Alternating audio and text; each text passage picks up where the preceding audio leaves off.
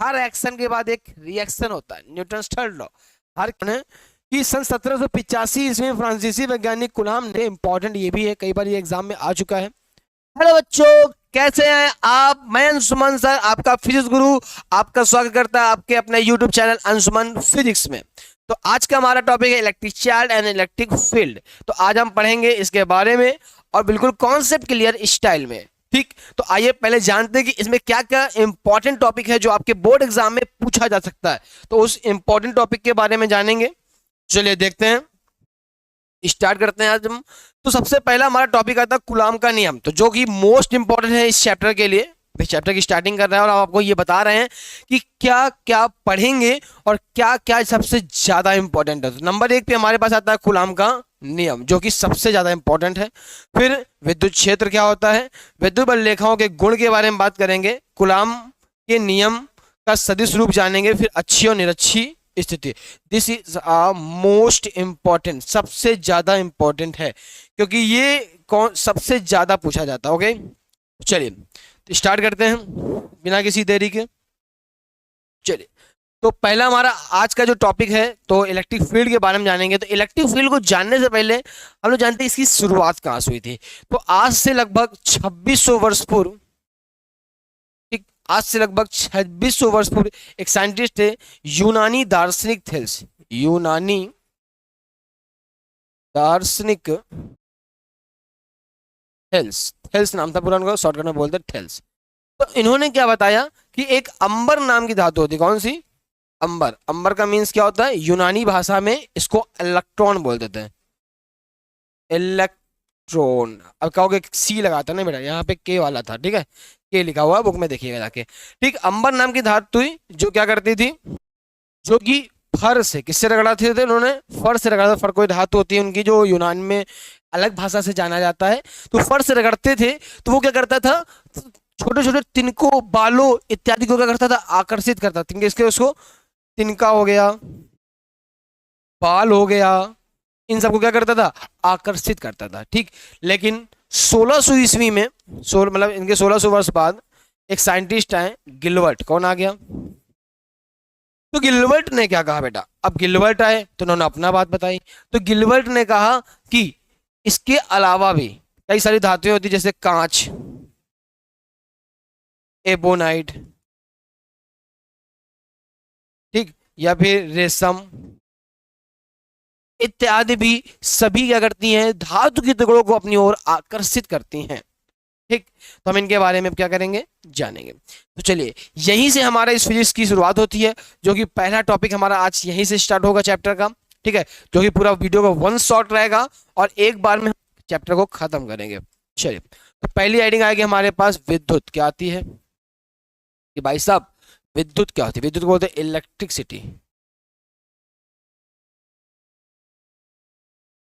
ठीक, अब इलेक्ट्रिसिटी की बात करेंगे तो विद्युत होता क्या है, तो सुनिए, विज्ञान की वह शाखा, विज्ञान की वह शाखा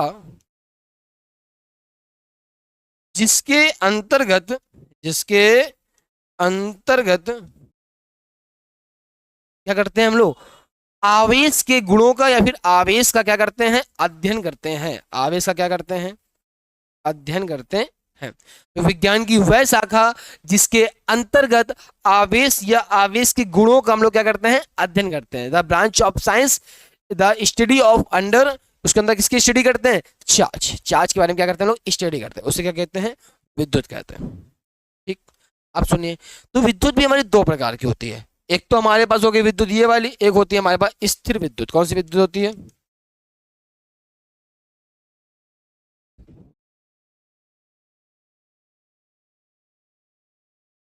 स्थिर विद्युत, यानी कि स्टैटिक इलेक्ट्रिक। अब स्टैटिक इलेक्ट्रिक क्या होती है? स्थिर विद्युत की जब हम लोग बात करेंगे तो ये क्या होता है? ठीक, तो स्थिर विद्युत हमारा क्या होता है? विज्ञान की वह शाखा जिसके अंतर्गत हम लोग क्या करते हैं? स्थिर आवेश का, स्थिर विद्युत है, स्थिर। ठीक, तो इसमें क्या करते हैं हम लोग? स्थित आवेश का अध्ययन करते हैं। कोई दिक्कत?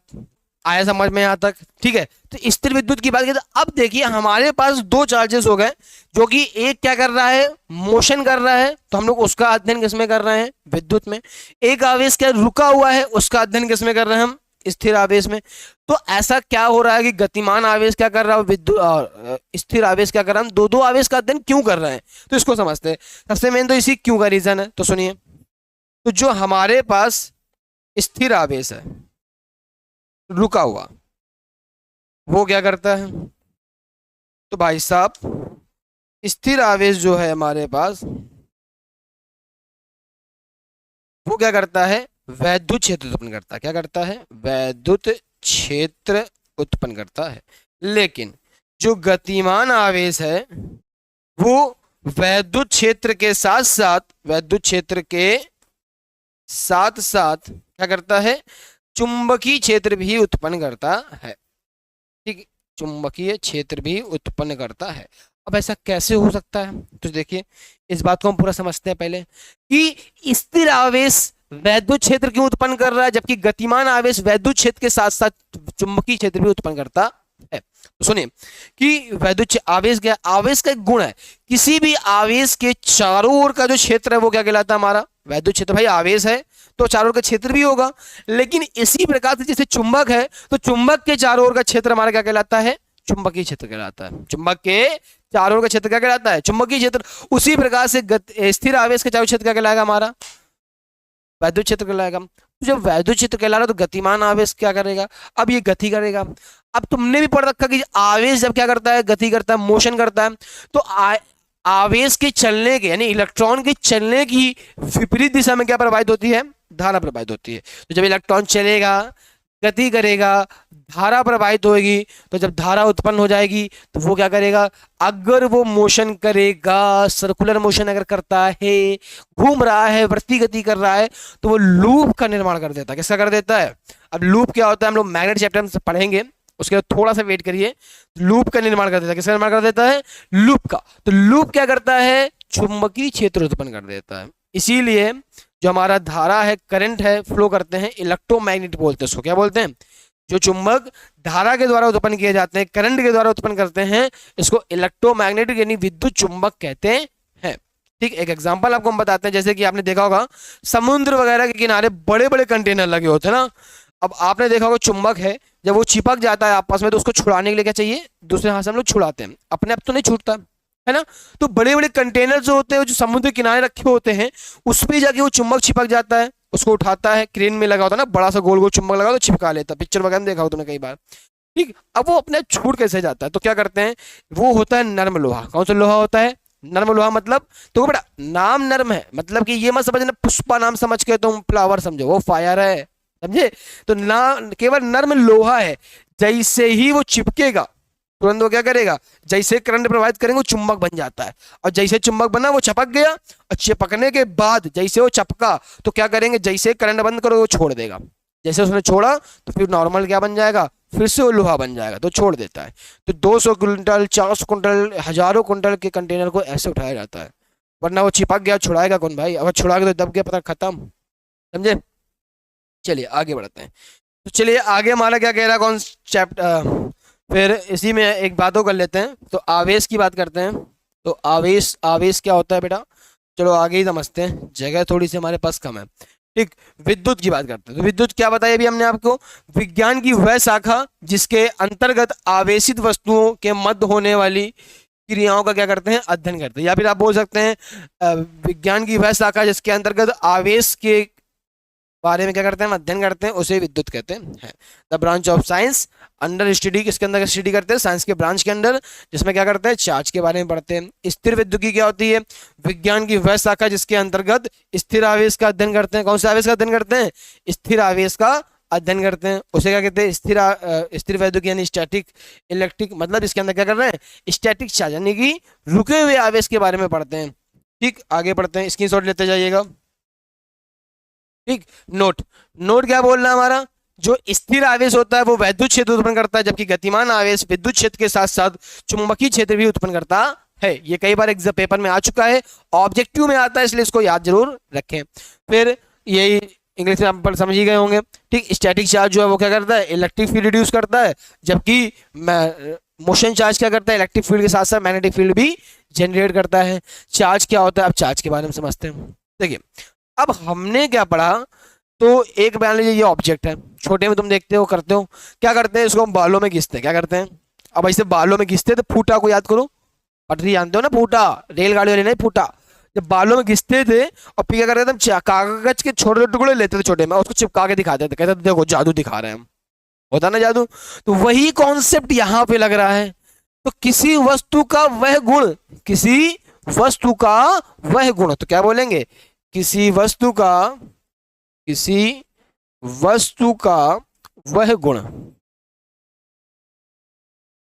जो क्या करता है, अन्य वस्तु को लेकिन अपने से कैसी होनी चाहिए, हल्की, कैसी होनी चाहिए भैया।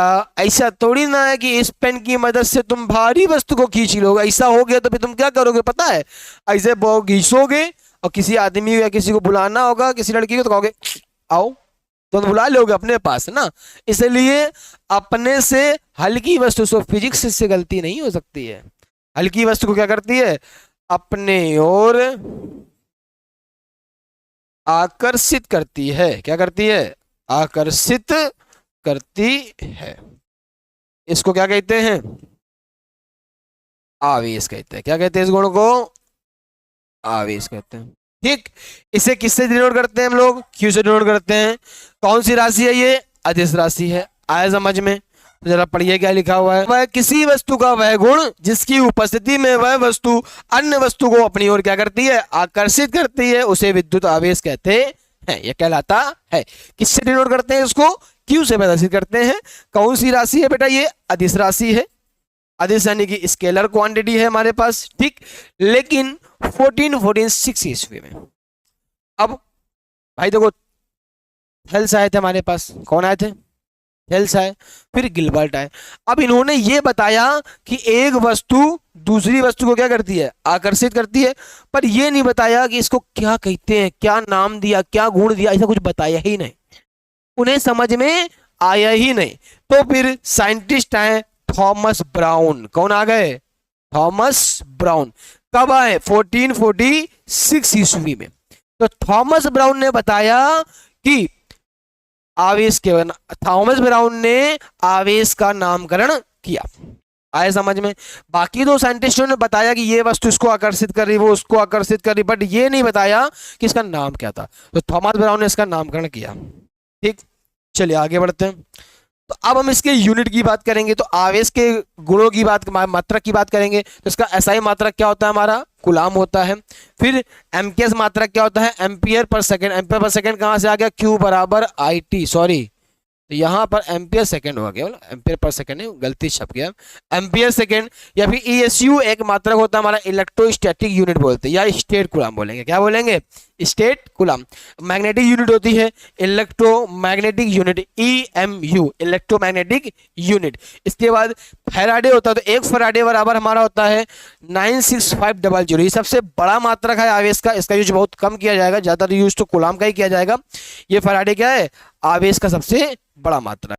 ठीक, चलिए अब बात करते हैं आवेश के प्रकार की। तो आवेश का प्रकार क्या होते हैं, तो 1752 ईस्वी में, 1752 ईस्वी में अमेरिकी वैज्ञानिक बेंजामिन फ्रैंकलिन, क्या नाम था, बेंजामिन फ्रैंकलिन इनका नाम था साइंटिस्ट का। तो ये आए, इन्होंने क्या किया, आवेश को द्वि भागों में बांट दिया। कितने भागों में बांट दिया, एक पॉजिटिव और एक नेगेटिव। किसने बांटा, बेंजामिन फ्रैंकलिन ने। अब हम बात करते हैं दो आवेशों के बारे में। तो दो भागों में क्या कर दिया, इसको डिवाइड कर दिया। चलिए अब उन दो आवेशों के बारे में बात करते हैं हम लोग। भैया ऐसा क्या करा इन्होंने, तो इन्होंने बताया कि भैया एक होता है धनावेश और एक होता है ऋणावेश। तो हमें तो ये तो पता ही है कि धनावेश होता है, ऋणावेश होता है। हमें क्या पता कि भैया कौन धनावेश है कौन ऋणावेश है, इसके बारे में बताओ। तो लो हम बता दे रहे हैं। तो हमने कहा बेटा चिंटू बेटा कि भैया एक हमने लिया कांच की छड़, क्या लिया, ये ले लिया हमने कांच की छड़। ठीक, और एक लिया रेशम, क्या लिया, रेशम मतलब जैसे बाल होते हैं ना हमारे, वही से रेशम का कपड़ा ले लिया। अब पकड़ के रगड़ डाला, क्या रगड़ डाला, पकड़ के रगड़ डाला। जब कांच की वस्तु से रेशम से क्या करते हैं, रगड़ते हैं। जब कांच की छड़ को रेशम से क्या करते हैं, रगड़ते हैं। तो रगड़ते हैं तो क्या होता है, कांच की छड़ पर क्या आ जाता है, धनावेश आ जाता है। जब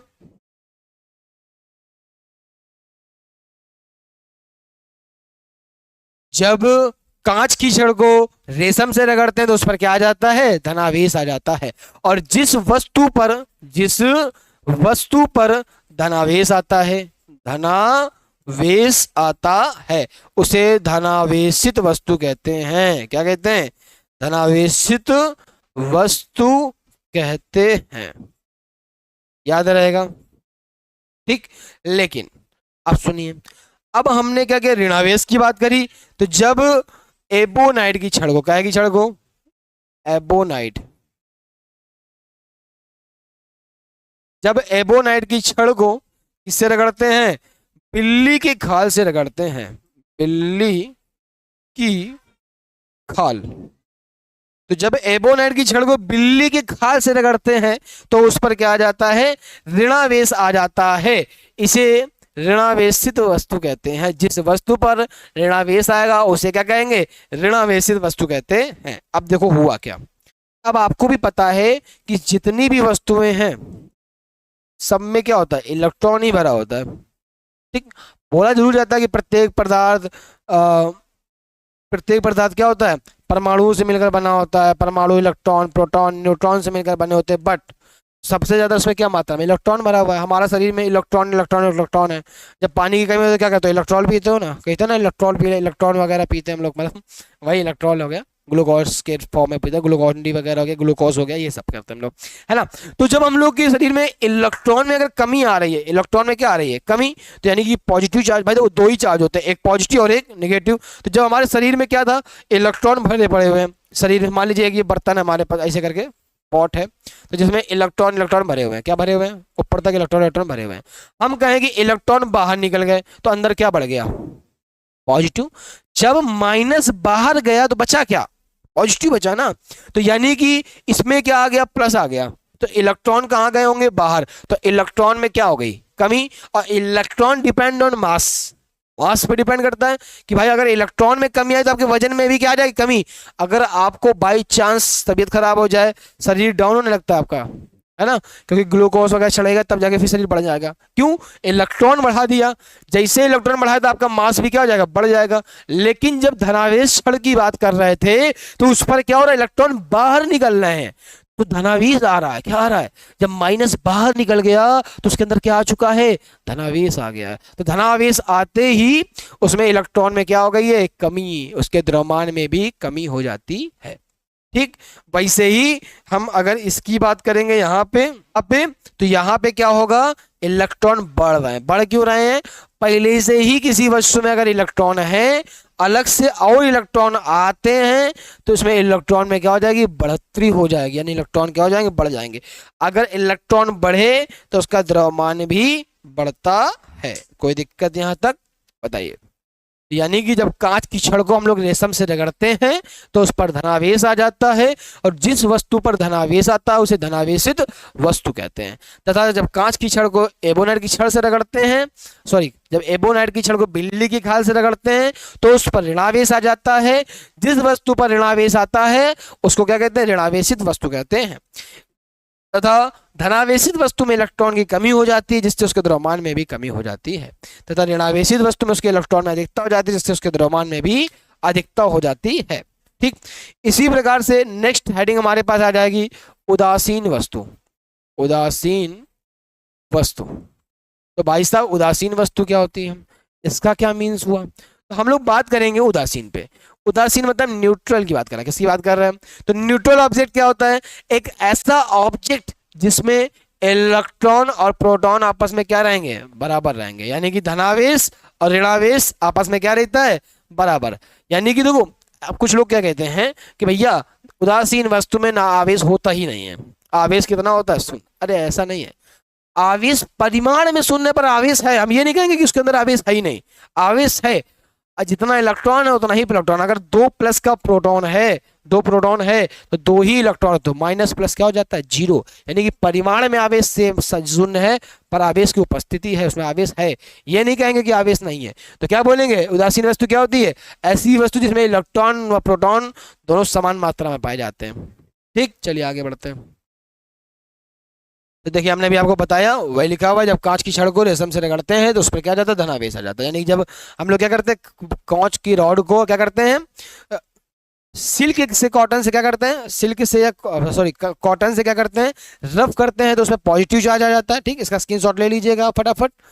ठीक, चलिए आगे बढ़ते हैं। फिर हमने आपको बताया नेगेटिव चार्ज क्या होता है, जब एबोनाइट की छड़ को बिल्ली की खाल से रगड़ते हैं उस पर क्या जाता है, ऋणावेश आ जाता है। यानी जब हमने क्या किया, एबोनाइट की रॉड को बिल्ली के कॉल यानी कैट की स्किन से क्या करते हैं, रफ करते हैं तो उस पर क्या जाता है, निगेटिव चार्ज आ जाता है। ठीक है, आगे बढ़ते हैं।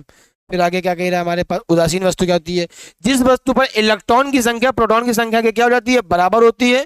ठीक, उसे क्या कहते हैं, उदासीन वस्तु कहते हैं। The object on which the number of electron is equal to number of proton, दोनों आपस में क्या हो जाते हैं, बराबर हो जाते हैं। इससे क्या कहते हैं हम लोग, उदासीन वस्तु कहते हैं, ऑब्जेक्ट कहते हैं, न्यूट्रल ऑब्जेक्ट। तो किसी वस्तु में आवेशन के लिए जो मुख्य विधि है, आवेशन मतलब होता है चार्जिंग मेथड, चार्जिंग के लिए जो मुख्य भूमिका निभाता है वो होता है इलेक्ट्रॉन। क्या होता है, अगर किसी वस्तु में इलेक्ट्रॉन नहीं है तो वो कभी चार्ज हो ही नहीं सकती है। चार्ज मतलब समझ जाओ, आवेशित। ठीक, कभी पॉसिबल ही नहीं है। अगर तुम फोन को चार्ज कर रहे हो, फोन की बैटरी चार्ज कर रहे हो, इन्वर्टर चार्ज कर रहे हो या अदर कुछ भी है, तो उसके अंदर क्या होंगे, इलेक्ट्रॉन होंगे। जब तक इलेक्ट्रॉन नहीं है तब तक चार्जिंग पॉसिबल नहीं है। ठीक, आप भी चार्ज होकर वर्क कर रहे हो ना, थक जाओगे तो लेट जाओगे, एनर्जी क्या हो जाती है, खत्म हो जाती है। हम भी वर्क कर रहे हैं तो हमारे अंदर एनर्जी क्या है, भरी हुई है, यानी इलेक्ट्रॉन की वजह से हम लोग क्या हो चुके हैं, चार्ज हो चुके हैं। चलिए आगे बढ़ते हैं। ठीक, आगे क्या कहता है, आगे कह रहा आवेशन की विधियां। आवेशन की मुख्य कितनी विधि होती है हमारे पास, तीन। चलिए तीनों के बारे में समझते हैं हम लोग। आवेशन मतलब होता है उसको चार्ज करना। चार्ज करने के तीन मेथड हमारे पास। एक होते हैं घर्षण विधि, जो कि 16 ईस्वी में गिलबर्ट ने दी थी। ठीक, एक होती है चालन विधि और एक होती है हमारे पास प्रेरण विधि। ठीक, इंग्लिश में क्या बोलते हैं इसको, फ्रिक्शन मेथड, कंडक्शन मेथड और इंडक्शन मेथड। चलिए अब हम तीनों के बारे में थोड़ा एग्जाम्पल लेके समझ लेते हैं। पहले बात करते हैं घर्षण विधि की। घर्षण विधि क्या होती है, अभी हमने तुमने देख बताया कि जब कांच की छड़ को हम लोग किससे रगड़ रहे थे, रेशम से। ठीक, तो वो क्या हो जाती है, आवेशित हो जाती है। तो आवेशन की यह विधि क्या कहलाती है, हमारी घर्षण विधि कहलाती है। ठीक, हमने बताया ना अभी आपको, जब कांच की छड़ को किससे रगड़ते थे हम लोग, रेशम से रगड़ते थे, तो उस पर क्या आ जाता है, धनावेश आ जाता है। तो रगड़ना यानी कि आवेशन की यह विधि हमारी क्या कहलाती है, घर्षण। घर्षण मतलब रगड़ना हो जाएगा यहाँ पे। ठीक, तो ये हमारा हो गया घर्षण मेथड। कौन सा मेथड हो जाएगा, घर्षण। अब बात करते हैं हम लोग चालन विधि की। किसकी बात करते हैं हम, चालन विधि क्या होती है। तो हम इधर बात कर लेते हैं चालन विधि की। चालन विधि, विधि विधान की बात जरूर करेंगे बेटा। हाँ, इधर आ जाएगी हमारे पास प्रेरण विधि। कौन सी विधि आ जाएगी, तो बेटा देखो ध्यान से देखिए जरा इसे, समझ रहे हो। तो भैया प्रेरण विधि हमारे पास क्या होती है, तो प्रेरण विधि और चालन विधि की जब बात करेंगे तो जब हमने क्या किया, एक वस्तु ले ली, मान लो छड़ है ये, वो भी कैसी है, उदासीन है। कैसी है, इसके अंदर कोई सीन नहीं है। सीन मतलब कोई भी चार्ज है ये नहीं, उदासीन हो चुकी है, खत्म हो गया है आदमी अंदर से। ठीक, अब क्या किया, बगल में देखा हमने, क्या देखा, एक आवेशित वस्तु है बेटा। कैसी वस्तु है, आवेशित मतलब चार्ज। कैसी वस्तु है, चार्ज ऑब्जेक्ट है हमारे पास। ये हमारे पास न्यूट्रल ऑब्जेक्ट है। तो जैसे ही एकदम उदासीन, इसके अंदर कोई जान ही नहीं बचे, एकदम भरा पड़ा हुआ है।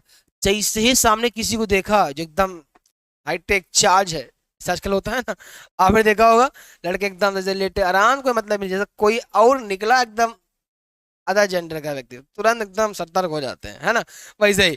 तो जैसे उदासीन व्यक्ति ने किसको देखा, आवेशित वस्तु को, लेकिन जब क्या करेंगे, स्पर्श करते हैं। क्या करते हैं, स्पर्श करते हैं।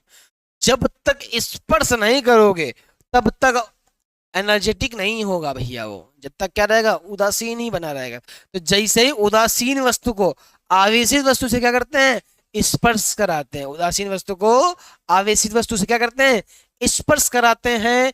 तो उदासीन वस्तु में आवेशित वस्तु की प्रकृति का आवेश आ जाता है। अगर इसके पास प्लस है तो उसके पास भी क्या चला जाएगा, प्लस। इसे क्या कहेंगे हम लोग, चालन विधि कहते हैं। क्या कहते हैं, चालन विधि। क्या कहा उसने, जब उदासीन वस्तु को आवेशित वस्तु से क्या करते हैं, स्पर्श करते हैं, तो उदासीन वस्तु में उदासीन वस्तु में क्या होता है, आवेशित वस्तु की प्रकृति का आवेश आ जाता है। जिस प्रकृति का चार्ज जिसके पास है पॉजिटिव, सेम उसके पास भी चला जाएगा। ठीक, अब आगे देखते हैं। इधर देखो, इसने क्या किया, सिंपल से एक वस्तु ले ली भैया, लो। ये भी उसने कहा हमारे पास भी उदासीन है। हमने कहा तुम भी ले लो उदासीन, कोई दिक्कत नहीं। इसने कहा, देखा, क्या देखा, आवेशित वस्तु को देखा। चिंटू बेटा, एक आवेशित वस्तु वहां से निकल रही थी, मतलब सॉरी निकल रहा था, तो उसने देखा निकलते हुए, अच्छा तो ये बिना कुछ स्पर्श के केवल समीप चलेगा जरा सा। क्या होगा, धीमे धीमे स्थिति कमजोर होती जाए ना, पहले स्पर्श करेंगे तब जाके प्रोसेस होता है। बाद में क्या हुआ, केवल देख ही के जैसे समीप गए, केवल समीप जाते ही क्या हुआ, जब उदासीन वस्तु को आवेशित वस्तु के क्या करते हैं, समीप ले जाते हैं। जब उदासीन वस्तु को आवेशित वस्तु के क्या करते हैं, समीप ले जाते हैं। तो लेकिन उदासीन वस्तु की विपरीत प्रकृति का आवेश आ जाता है। अगर इसके पास पॉजिटिव है तो इसके पास क्या आएगा, नेगेटिव। तो विपरीत प्रकृति का क्या होता है, आवेश आ जाता है। इसमें क्या था, समान प्रकृति का, इसमें क्या था, विपरीत प्रकृति का। घर्षण क्या होता है, रगड़ने पे काम करता है। ठीक, रगड़ना खराब चीज हो जाती है। ठीक, तो ये दोनों ठीक है थोड़ा। चलिए आगे बढ़े, आया समझ में, समझ गया ना बेटा। चलिए, तो ये था जरा घर्षण विधि क्या थी। सन 16 ईस्वी में इंग्लैंड के वैज्ञानिक प्रोफेसर गिलबर्ट ने बताया कि जब एक वस्तु को दूसरी वस्तु से रगड़ते हैं तो उस पर क्या होता है, धनावेश, वो आवेशित हो जाती है। आवेशन की यह विधि क्या कहलाती है, घर्षण विधि कहलाती है। ठीक, जब एक ऑब्जेक्ट को अदर ऑब्जेक्ट से क्या करते हैं, रफ करते हैं, तो उसको क्या करते हैं, उसमें चार्ज, वो चार्ज हो जाती है। इस मेथड को क्या कहते हैं हम लोग, फ्रिक्शन मेथड कहते हैं। चलिए आगे बढ़ते हैं, स्क्रीनशॉट लेते जाइएगा। ठीक, तो अब क्या किया हम लोगों ने, चालन विधि की बात करते हैं। जब किसी आवेशित वस्तु को उदासीन वस्तु के समीप ले जाते हैं, ये हमारे पास आवेशित न्यूट्रल ऑब्जेक्ट है, ये हमारे पास चार्ज ऑब्जेक्ट है। दोनों क्या किया, क्लोज करते, टच करते, क्या करते हैं, टच करते हैं, स्पर्श कराते हैं, तो वो क्या हो जाती है, आवेशित हो जाती है। लेकिन समान प्रकृति का आवेश आता है। जिस प्रकार से चार्ज ऑब्जेक्ट में जितना चार्ज था उतना ही किसमें आ जाएगा, सेम नेचर का। नेचर की बात कर रहा है, उसमें अगर पॉजिटिव तो उसमें भी पॉजिटिव आएगा, उसमें निगेटिव तो उसमें भी निगेटिव आएगा। सेम नेचर का चार्ज आ जाता है। इसे आवेशन की चालन विधि यानी कंडक्शन मेथड कहते हैं। ठीक, आगे बढ़ते हैं। आगे क्या कह रहा है, आगे की बात कर रहे हैं। आगे हमारे पास आती है प्रेरण विधि। तो प्रेरण विधि क्या होती है, जब किसी आवेशित वस्तु को उदासीन वस्तु के समीप ले जाते हैं। आवेशित वस्तु को क्या किया, उदासीन वस्तु के समीप ले गए। ठीक, आवेशित वस्तु को उदासीन वस्तु के क्या कर दिया, समीप ले गए। तो जैसे समीप ले जाएंगे तो उदासीन वस्तु में आवेशित वस्तु की विपरीत प्रकृति का आवेश आता है। क्या उसी प्रकृति का आवेश आता है, विपरीत प्रकृति का आवेश आता है, यानी कि अपोजिट नेचर का चार्ज गेन करेगा।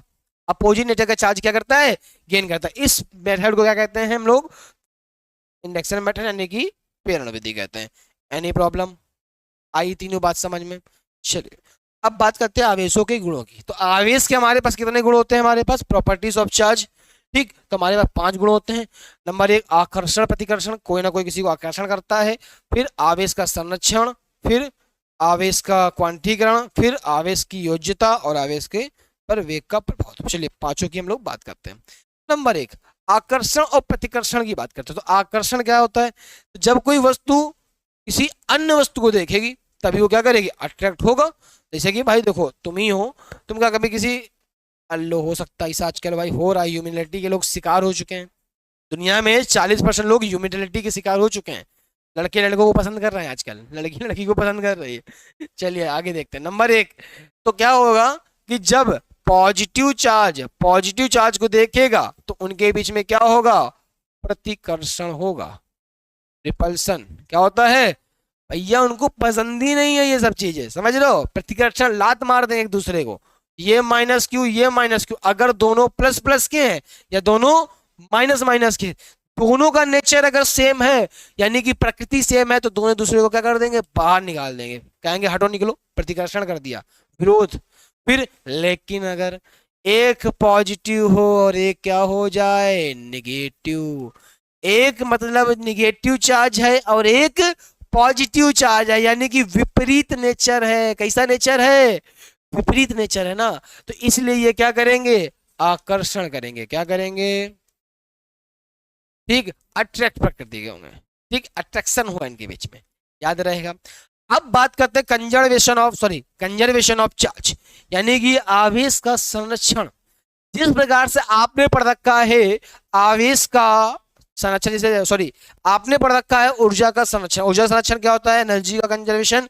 एनर्जी को ना तो हम जनरेट कर सकते हैं ना ही डिस्ट्रॉय कर सकते हैं, ना तो आवेश को हम उत्पन्न कर सकते हैं और ना तो नष्ट कर सकते हैं। इसे केवल एक रूप से दूसरे रूप में क्या कर सकते हैं, परिवर्तित कर सकते हैं। बट यहाँ पे क्या होगा, हम इसकी बात कर रहे हैं तो ये क्या होगा हमारे पास, कंजर्वेशन ऑफ चार्ज की बात करेंगे।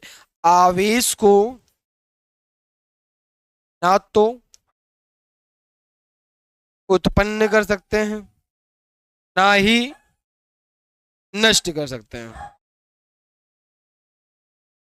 आवेश को ना तो क्या कर सकते हैं, उत्पन्न कर सकते हैं और ना ही नष्ट कर सकते हैं। इसे केवल एक वस्तु से एक वस्तु से दूसरी वस्तु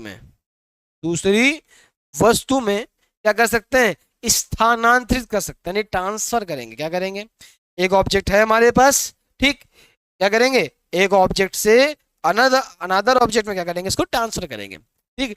उसी प्रकार एनर्जी का लॉ काम करता है, आवेश को ना तो उत्पन्न कर सकते हैं ना ही नष्ट कर सकते हैं, इसे केवल एक ऑब्जेक्ट से दूसरे ऑब्जेक्ट में क्या कर सकते हैं, ट्रांसफर कर सकते हैं। एनी प्रॉब्लम, ठीक। चलिए नेक्स्ट हम लोग हेडिंग को आगे बताते हैं, फिर बात करते हैं आवेश का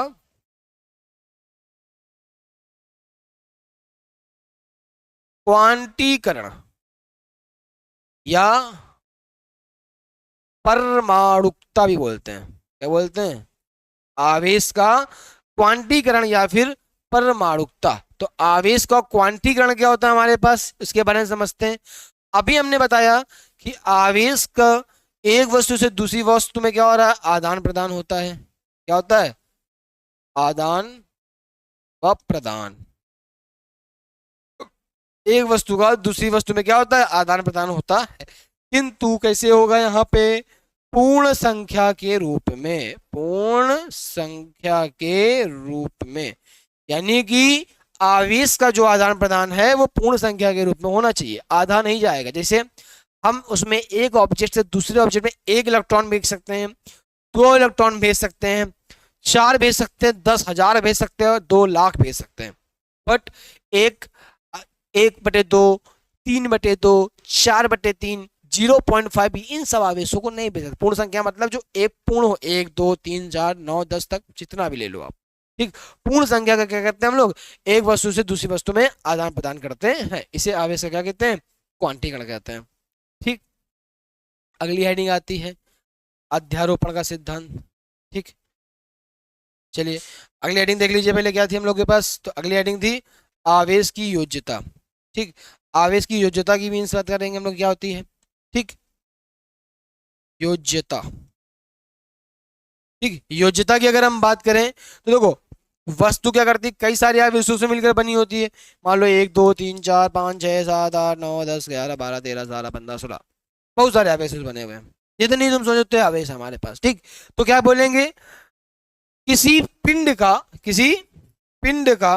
कुल आवेश, किसी पिंड का कुल आवेश, मान लीजिए ये क्यू है हमारे पास, कुल आवेश क्या है हमारे पास, की किसी पिंड का कुल आवेश उसके अलग अलग आवेश के, मान लो Q1 plus Q2 plus Q3 plus Q4, उसके अलग अलग आवेश के, इसी प्रकार से बहुत सारे हो सकते हैं,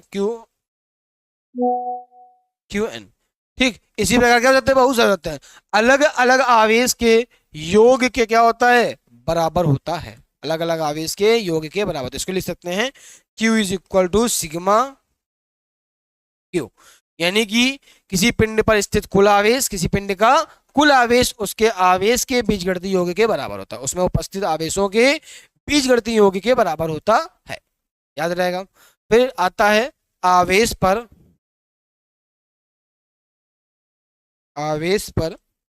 वेग का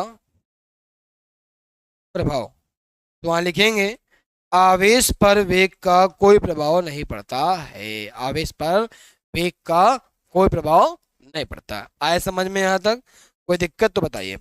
चलिए आगे बढ़ा जाए।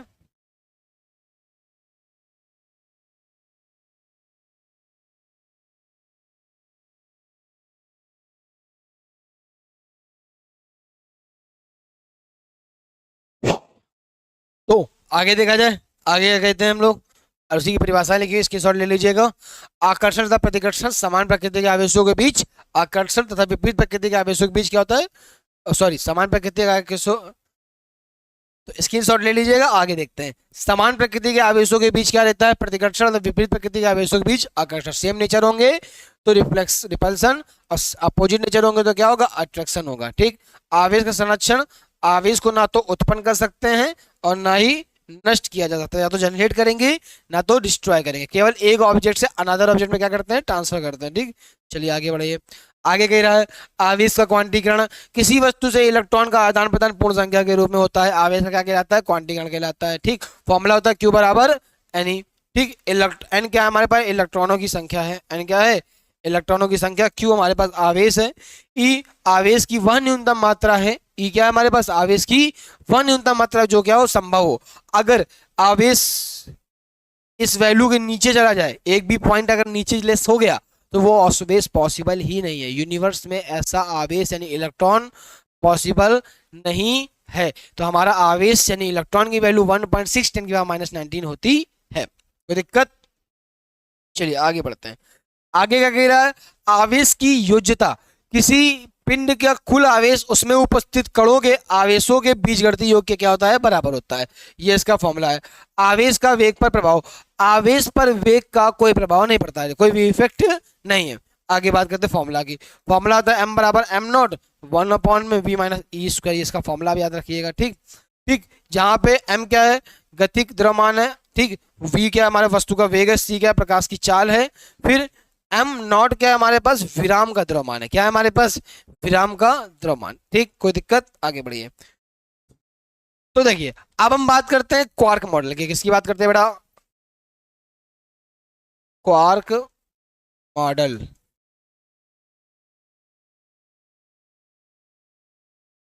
तो हम लोग क्वार्क मॉडल पढ़ेंगे, बहुत से बच्चे तक तो नहीं गए हम लोग। देखिए फिजिक्स बेटा समझना एक चीज, फिजिक्स केवल फॉर्मूले नहीं सिखाती है, जिंदगी का नजरिया भी सिखाती है। जिस प्रकार से हर एक्शन के बाद एक रिएक्शन होता है, न्यूटन्स थर्ड लॉ, हर क्रिया के बाद क्या होता है, एक प्रतिक्रिया होती है, हर एक्शन के बाद एक रिएक्शन होता है, वैसे ही आपकी हर एक मेहनत के बाद आपका एक रिजल्ट होगा। तो आप मेहनत करिए, चिंता मत करिए, न्यूटन का थर्ड लॉ वर्क कर रहा है, रिजल्ट तो निकलेगा ही निकलेगा। ठीक है, अब उसको बेटर बनाना आपके हाथ में है। ठीक है, तो देखिए फिजिक्स केवल नॉर्मल नहीं वर्क कर रही, सब जगह काम करती है फिजिक्स। तो देखिए 1964 में हमारे पास दो साइंटिस्ट आए, मरे गलमन गलमन तथा जॉर्ज जैन। क्या आ गए, मरे गलमन तथा जॉर्ज जैन, थोड़ा सुंदर लिख दें क्या, लिखने ही समझ नहीं आ रहा, जॉर्ज जैन। ठीक, तो मरे गलमन तथा जॉर्ज जैन दो साइंटिस्ट थे हमारे पास। ठीक, तो हमारे पास 1964 में दो साइंटिस्ट आए, जिनका हमारे पास क्या, तुम्हारे पास भी आएंगे, मरे गलमन तथा जॉर्ज जैन। इन्होंने क्या बताया कि पूरे ब्रह्मांड में, पूरे यूनिवर्स में सबसे छोटा कण जो होता है, जो सबसे छोटा क्या होता है हमारा कण होता है, वो क्या होता है, मूल कण होते हैं। कौन से कण होते हैं, मूल कण होते हैं। तो हमने कहा ठीक है, सबसे छोटा कण हमारा कौन सा होता है, मूल कण होते हैं, जो कि इलेक्ट्रॉन, प्रोटॉन और न्यूट्रॉन होते हैं। क्या क्या होते हैं, इलेक्ट्रॉन, प्रोटॉन और न्यूट्रॉन होते हैं। तो इन्होंने क्या बताया कि ये जो इलेक्ट्रॉन, प्रोटॉन, न्यूट्रॉन है ना, वो भी किससे मिलकर बने होते हैं, क्वार्क से मिलकर बने होते हैं। किससे मिलकर बने होते हैं, क्वार्क से मिलकर बने होते हैं, क्वार्क से मिलकर बने होते हैं। तो 1964 में मरे गेलमैन तथा जॉर्ज जैन ने बताया कि पूरे यूनिवर्स में, पूरे ब्रह्मांड में जो सबसे छोटा कण होता है वो मूल कण होता है, और ये मूल कण भी इससे मिलकर बने होते हैं, इलेक्ट्रॉन, प्रोटॉन, न्यूट्रॉन से मिलकर बने होते हैं। कोई दिक्कत आया समझ में आपको यहाँ तक, ठीक। अब क्या बताया, इन्होंने बताया क्वार्क 6 प्रकार के होते हैं। कितने प्रकार के होते हैं, याद कैसे रखेंगे, cut, CUT cut, DPS cut मतलब हो गया चार्म, अप, टॉप डाउन प्यूट, प्यूट या ब्यूटी बोलते हैं उसको, ब्यूटी, ब्यूटी या ब्यूटी या स्ट्रेंज। कितने प्रकार के होते हैं टोटल? 6 प्रकार के होते हैं। Charm quark, up quark, top quark, down quark, bottom quark, strange quark. ठीक, तो हमारे पास कितने क्वार्क है मेन? 6 प्रकार के होते हैं। ये किसने बताया? हमारे गलबन तथा जॉर्ज ने। याद कैसे रखेंगे? CUT cut DBS, cut DBS हो गया। लेकिन पूरे यूनिवर्स में भले 6 प्रकार के क्वार्क पाए जाते हैं, लेकिन जो मौजूद है केवल कितने हैं? 2। कौन कौन से? अप क्वार्क तथा डाउन क्वार्क, 2 ही उपस्थित है। जो अप क्वार्क होते हैं वो होते हैं हमारे प्लस का 2e/3, और ये होते हैं माइनस का e/3। मतलब 2e/3 मतलब e मतलब होता है इलेक्ट्रॉन। क्या होता है? इलेक्ट्रॉन, यानी इलेक्ट्रॉन का 2/3 भाग अब क्वार्क होता है। इलेक्ट्रॉन की वैल्यू क्या थी? 1.6 × 10⁻19। इसमें भी 2/3 यानी डिवाइड करना है हमें। जैसे डिवाइड करेंगे तो किसकी वैल्यू निकल के आ जाएगी? अब क्वार्क की। ठीक, लेकिन अब हमने क्या बताया? माइनस का e/3 यानी जो इलेक्ट्रॉन होता है उसका तीसरा भाग, इलेक्ट्रॉन की वैल्यू का तीसरा भाग क्या होता है हमारे पास? Down quark. बाकी सब जो है वो अस्थायी रूप में है। जो बाकी बच्चे 4 हमारे पास वो किस रूप में है? अस्थायी रूप में है, यानी कि हैं पर अस्थायी रूप में, लेकिन रुक नहीं सकते हैं। जो मेन रूप हमारे पास अप क्वार्क डाउन क्वार्क है ये हमारे उपस्थित है, बाकी सब क्या रहेंगे? अस्थायी रूप में। ठीक, चलिए आगे बढ़ते हैं। आगे हमने क्या बताया? क्वार्क मॉडल के बारे में बताया। 1960 ईस्वी में वैज्ञानिक मरे गलमन तथा जॉर्ज जैन ने क्वार्क मॉडल प्रस्तुत किया। इन्होंने बताया कि पूरे ब्रह्मांड में सबसे छोटा कण क्या होता है? मूल कण होता है, जो वो भी क्या होता है? क्वार्क से मिलकर बना होता है। ठीक, और जो परंतु हमारे पास सिर्फ 2 ही प्रकार के क्वार्क, अप क्वार्क और डाउन क्वार्क उपस्थित है।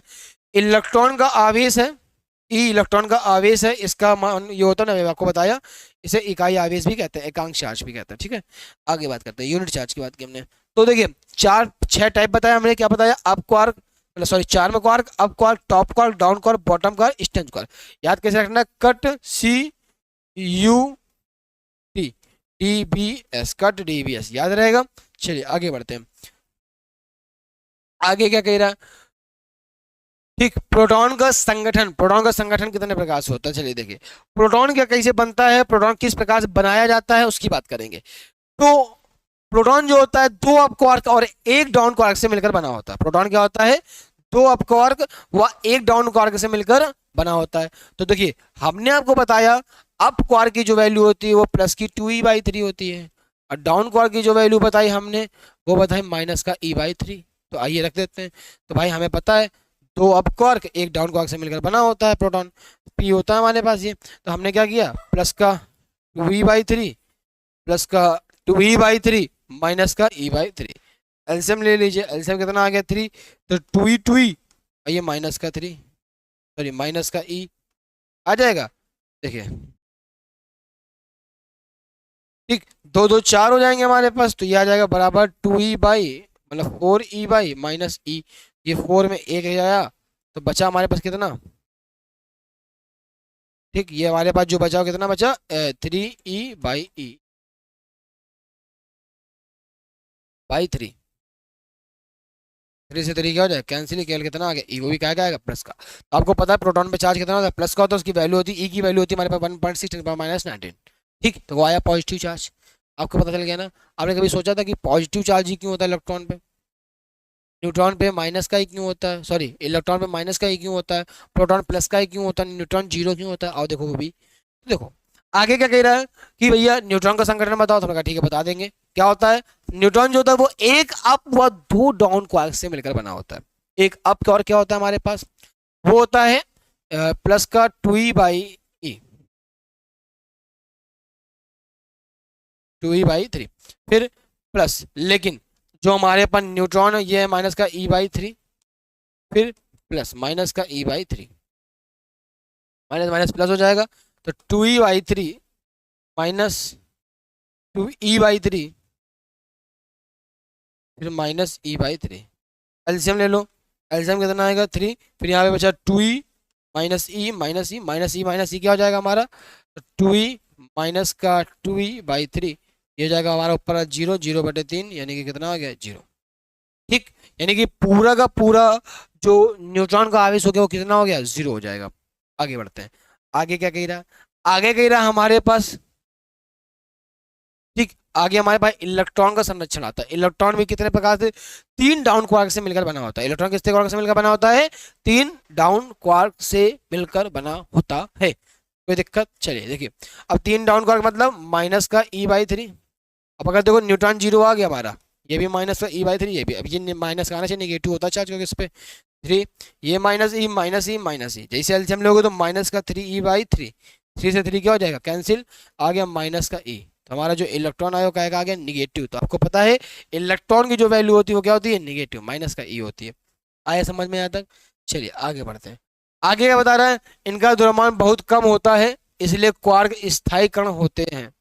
क्वार्क क्वार्क अस्थायी कण होते हैं, स्थायी नहीं, सॉरी, इसलिए क्वार्क स्थायी कण होते हैं, ये स्वतंत्र रूप से नहीं पाए जाते हैं।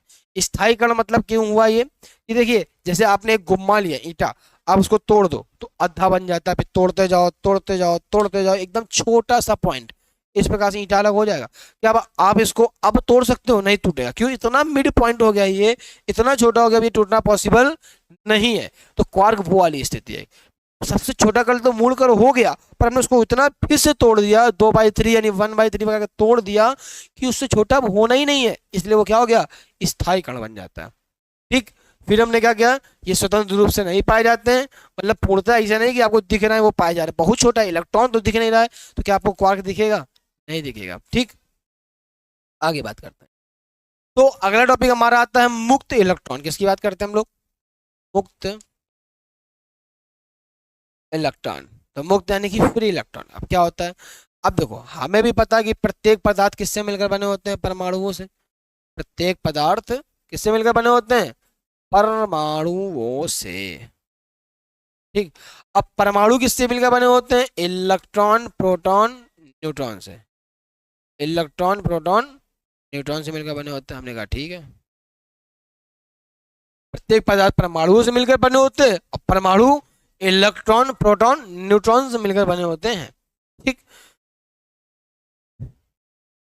पदार्थ के मध्य बिंदु में एक धनावेशित भाग होता है। क्या होता है, धनावेशित भाग होता है, जिसे क्या कहते हैं, नाभिक कहते हैं। क्या कहते हैं, नाभिक कहते हैं, जिसकी त्रिज्या 10⁻⁻15 मीटर होती है। इसकी त्रिज्या कितनी होती है, 10⁻⁻15 मीटर होती है। ठीक, नाभिक के चारों ओर, नाभिक के चारों ओर एक ऋणावेशित कण, कौन सा कण, ऋणावेशित कण क्या करता है, चक्कर लगाता है। क्या लगाता है, चक्कर लगाता है, जिसे इलेक्ट्रॉन कहते हैं। क्या कहते हैं, जिसे इलेक्ट्रॉन कहते हैं। कोई दिक्कत, अब क्या होता है, ये इलेक्ट्रॉन नाभिक से, किससे, नाभिक से दुर्बलता पूर्वक, दुर्बलता पूर्वक, अब दुर्बलता पूर्वक मतलब क्या है, अब जो इसका बॉन्ड है ना वो इतना मजबूत थोड़ी ना है, वो बंधा हुआ है। कैसा बंधा हुआ है, दुर्बलता पूर्वक बंधा हुआ है। तो हम जब क्या करते हैं, किसी भी नाभिक को क्या करते हैं, गर्म करते हैं या रगड़ते हैं, तो इससे इलेक्ट्रॉन क्या हो जाता है, अलग हो जाता है, और अलग होकर पूरे पदार्थ में क्या करता है, चक्कर लगाने लगता है। जैसे इलेक्ट्रॉन है इससे अटैच था, जैसे गर्म किया तो रगड़ के टूट जाएगा, पूरे पदार्थ में क्या करेगा, ये चक्कर लगाएगा, और इसीलिए घूम रहा है, इसलिए इसे क्या कहते हैं, मुक्त इलेक्ट्रॉन कहते हैं। ठीक, जिस नाभिक से यह अलग होता है वो पूर्णतः धनावेशित हो जाता है। धनावेशित मतलब प्लस का बढ़ गया चार्ज, इसलिए इसे बद्धावेश यानी बॉन्ड चार्ज कहते हैं। क्या कहते हैं, बद्धावेश कहते हैं, जिससे ये अलग हो रहा है, उसकी बात कर रहे हैं, याद रहेगी पूरी क्रिया। ठीक, तो लेकिन अब इलेक्ट्रॉन अलग कैसे होता है, प्रोटॉन, अब देखो आपको भी पता है कि नाभिक में प्रोटॉन भी होता है, पर प्रोटॉन अलग क्यों नहीं हो रहा है, ऐसा आपको भी पता है कि जो नाभिक है उसके अंदर पॉजिटिव चार्ज होता है ना, नाभिक में क्या होता है, पॉजिटिव चार्ज होता है, उसके चारों ओर इलेक्ट्रॉन क्या होता है, बंधा होता है। तो ऐसा क्या होता है कि इलेक्ट्रॉन अलग हो जाता है पर प्रोटॉन नहीं अलग हो पाता। तो देखिए, तो जो इलेक्ट्रॉन होता है ठीक, वो क्या होता है, उसका जो बॉन्ड होता है वो क्या होता है, कमजोर होता है। ठीक, कम बल से बंधा होता है, जबकि प्रोटॉन जो होता है उसका जो पॉजिटिव चार्ज क्या होता है, वो हाई होता है ना। तो इसका जो बल है वैद्युत बल, कौन सा बल, वैद्युत बल, इलेक्ट्रिक फोर्स की बात कर रहा है, तो ये क्या रहेगा, ज्यादा रहता है, जबकि इलेक्ट्रॉन का क्या रहता है, कम रहता है। इसलिए प्रोटॉन वाला क्या कर लेता है, ज्यादा अच्छे से बांध लेता है, जबकि इलेक्ट्रॉन क्या करता है, कम बल से बांधता है। इसलिए वो क्या हो जाता है, रगड़ने पर, गर्म करने पर क्या हो जाता है, अलग हो जाता है। आया समझ में, यहाँ तक कोई दिक्कत? तो बच्चों यहाँ तक कोई दिक्कत आपको? चलिए आगे बढ़ते हैं। तो हम लोग बात करेंगे किसकी अब, मुक्त इलेक्ट्रॉन की। तो अभी हमने आपको बताया प्रत्येक पदार्थ परमाणुओं से मिलकर बने होते हैं, तो आप इसका स्क्रीनशॉट ले लीजिए, पूरा आपको हमने एक्सप्लेन कर दिया। ठीक, आगे बढ़ते हैं। आगे क्या कहता है कि जब किसी चालक को आवेश दिया जाता है तो वह उसके पृष्ठ के एक समान रूप से विद्युत होता है, जबकि उसके चालक के अंदर नहीं। ठीक, तो कोई भी आवेश अगर आप दे रहे हैं, ठीक, जैसे ये चालक है हमारे पास, ठीक, अब इसको हमने आवेश दिया तो वो उसके अंदर नहीं जाता है, जैसे आवेश देंगे उसके एक समान रूप से क्या हो जाता है, ऊपर ऊपर क्या करता है, चलता है, अंदर प्रवेश नहीं करता है। ठीक, और फिर अंदर आवेश कितना रहता है, इस केंद्र पर शून्य रहता है। तो कभी भी आपको अंदर केंद्र पर आवेश पूछे तो डायरेक्टली कितना होता है, लिखना है 0 लिखना है। उसके सतह पर आवेश होता है, पर भीतर कितना रहता है, शून्य रहता है। ठीक, चलिए आगे बात करते हैं कूलाम के नियम की। तो कूलाम का नियम क्या होता है, इसके बारे में हम लोग बात कर लेते हैं। तो कूलाम का नियम के बारे में यही भी बताते हैं आपको, सुनिएगा। ठीक, तो सन 1785 ईस्वी में, सन 1785 ईस्वी में फ्रांस के वैज्ञानिक कहाँ थे, फ्रांस के वैज्ञानिक थे। तो सन 1785 ईस्वी में फ्रांस के वैज्ञानिक कूलाम ने, किसने, फ्रांस के वैज्ञानिक कूलाम ने क्या किया, तो स्थिर बिंदु, कैसे बिंदु, स्थिर बिंदु आवेशों के मध्य, तो स्थिर बिंदु आवेशों के मध्य लगने वाले बल से संबंधित, लगने वाले बल से संबंधित एक नियम प्रस्तुत किया। इस नियम को क्या कहते हैं, कूलाम का नियम कहते हैं। कब दिया, सन 1785 ईस्वी में। कहाँ के साइंटिस्ट थे, फ्रांस के। क्या बताया, स्थिर बिंदु आवेशों के मध्य, कितने स्थिर बिंदु, 2 स्थिर बिंदु आवेशों के मध्य लगने वाले आवेश के संबंध में एक बल, लगने वाले बल के संबंध में एक नियम प्रस्तुत किया, जिस नियम को क्या कहते हैं, कूलाम का नियम। तो क्या होता है, 2 आवेशों के मध्य लगने वाला बल, 2 आवेशों के मध्य लगने वाला बल आवेशों के गुणन बल के क्या होता है, अनुगमनपाती होता है। आवेशों के गुणन बल के अनुगमनपाती होता है, तथा बीच की दूरी के वर्ग के क्या होता है, व्युत्क्रमानुपाती होता है, तथा बीच की दूरी के वर्ग के क्या होता है, व्युत्क्रमानुपाती होता है। चलिए एक बार पढ़ देते हैं आगे। तो क्या बताया इन्होंने कि सन 1785 ईस्वी में फ्रांसीसी वैज्ञानिक कूलाम ने 2 स्थिर बिंदु आवेशों के मध्य लगने वाले बल से संबंधित एक नियम प्रस्तुत किया, जिसे क्या कहते हैं हम लोग, कूलाम का नियम कहते हैं। क्या कहते हैं, कूलाम का नियम। ठीक, तो इस बिंदु आवेशों के बीच लगने वाला आकर्षण व प्रतिकर्षण बल, जैसे भी आपने को बताया, लगने वाला आकर्षण व प्रतिकर्षण बल परिमाण में समान, आवेश के परिमाण के गुणन बल के अनुगमनपाती, जबकि बीच की दूरी के वर्ग के क्या होता है, व्युत्क्रमानुपाती। आपस में तो बराबर रहेंगे, अनुगमनपाती रहेगा, पर दूरी के वर्ग क्या हो जाता है, व्युत्क्रमानुपाती हो जाता है। तो देखिए जरा इसके निगमन की बात करते हैं। जैसे हमारे पास एक पॉजिटिव चार्ज है ये Q1, एक हमारे पास है Q2, दोनों को हमने क्या कर दिया, R डिस्टेंस पर रख दिया। ठीक, तो इनके बीच जो बल लग रहा है वो क्या रहेगा, तो यहां से हम देखते हैं, तो बल लगने वाला बल आवेशों के गुणनफल के क्या होता है, अनुगमनपाती होता है, बीच की दूरी के वर्ग के व्युत्क्रमानुपाती होता है। ठीक, फिर इन्हें मिलाने पर, इन्हें मिलाने पर जैसे मिलाओगे तो F proportional to Q1 Q2 upon में R²।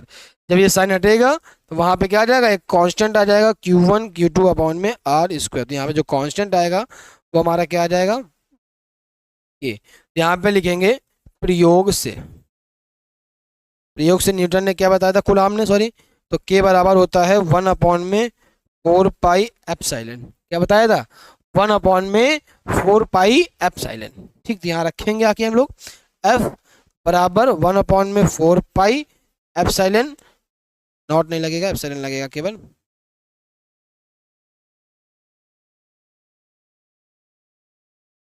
फिर Q1 Q2 अपॉन में आर स्क्वायर। मान लेते हैं जो ये बल काम कर रहा है वो मीडियम यानी माध्यम के लिए काम करता है, यहाँ पे हम क्या लगा देंगे, m लगा देते हैं। ठीक, ये हमारा क्या हो गया, समीकरण नंबर 1। ठीक, यहाँ पे हम लिखेंगे नेक्स्ट हेडिंग, मतलब नेक्स्ट पॉइंट, वायु या निर्वात के लिए, वायु या निर्वात के लिए अगर हम बल की बात करेंगे, के लिए बल। ठीक, तो बल का फॉर्मूला हमारे पास हो जाएगा F बराबर V वैक्यूम के लिए बराबर 1/4 पाई, यहाँ पे एप्सिलॉन नॉट लग जाएगा, क्योंकि एप्सिलॉन जो होगा वो माध्यम के लिए काम करेगा, एप्सिलॉन नॉट किसके लिए काम करेगा, निर्वात के लिए काम करेगा, is equal to Q1 Q2 upon में आर स्क्वायर। ठीक, ये हमारे पास समीकरण क्या हो गया, 2। हम क्या करते हैं, इक्वेशन सेकेंड अपॉन फर्स्ट कर देते हैं, समीकरण 2/1 कर देंगे। 2/1 करते ही हमारे पास क्या आ जाएगा, एफ वी अपॉन में एफ एम बराबर 1/4 पाई एप्सिलॉन नॉट, नीचे आ जाएगा 1/4 पाई एप्सिलॉन, फिर Q1 Q2 अपॉन में आर स्क्वायर अपॉन में Q1 Q2 अपॉन में आर स्क्वायर। ये कैंसिल, 4 पाई वगैरह भी कैंसिल हो जाएगा, जो बचा वो लिख लीजिए, एफ वी अपॉन में एफ एम, फिर ये ऊपर जाएगा, ये सबसे ऊपर चला जाएगा, एप्सिलॉन अपॉन में एप्सिलॉन नॉट बराबर किसके रहेगा, के के। देखो एक फॉर्मूला तो हमारा ये बन गया। ठीक, एक ये फॉर्मूला बन गया, के बराबर एप्सिलॉन अपॉन में एप्सिलॉन नॉट, यहाँ से एप्सिलॉन का मान निकालिए, एप्सिलॉन बराबर आ गया हमारे पास के एप्सिलॉन नॉट।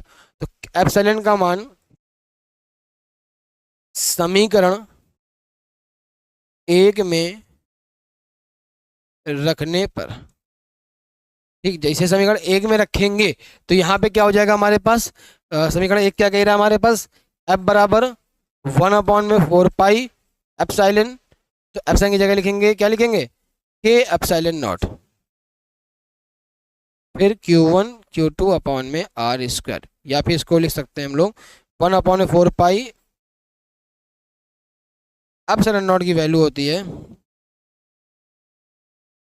9, और वायु के लिए के का मान जो होता है वो 1 होता है। कितना होता है वायु के लिए के का मान, 1, तो यहाँ रखेंगे, तो F बराबर आएगा हमारे पास 9 × 10⁹ Q1 Q2 अपॉन में आर स्क्वायर, ये इसका क्या आ गया फॉर्मूला। ठीक, आया कूलाम बल समझ में, इसका स्क्रीनशॉट ले लीजिए। चलिए आगे बढ़ते हैं। ठीक है, आगे क्या कहता है, फिर अगली हेडिंग आती है हमारे पास। अगली हेडिंग आ रही है, आवेशों के मध्य लगने वाले बल विद्युतशीलता पर निर्भर करती है। नोट पॉइंट हमारे पास दिया गया है, आवेशों के मध्य लगने वाला बल विद्युतशीलता पर निर्भर करता है। विद्युतशीलता जितनी कम होगी, आवेश के मध्य लगने वाला बल उतना ही अधिक होगा। ठीक, तो जो आवेश पर ये जो बल लग रहा था वो वैद्युतशीलता मतलब क्या हुआ, जो यहाँ पर एप्सिलॉन नॉट की आप बात कर रहे थे, ठीक, वो क्या थी, निर्वात की वैद्युतशीलता थी। कहाँ की थी, कि वैद्युतशीलता,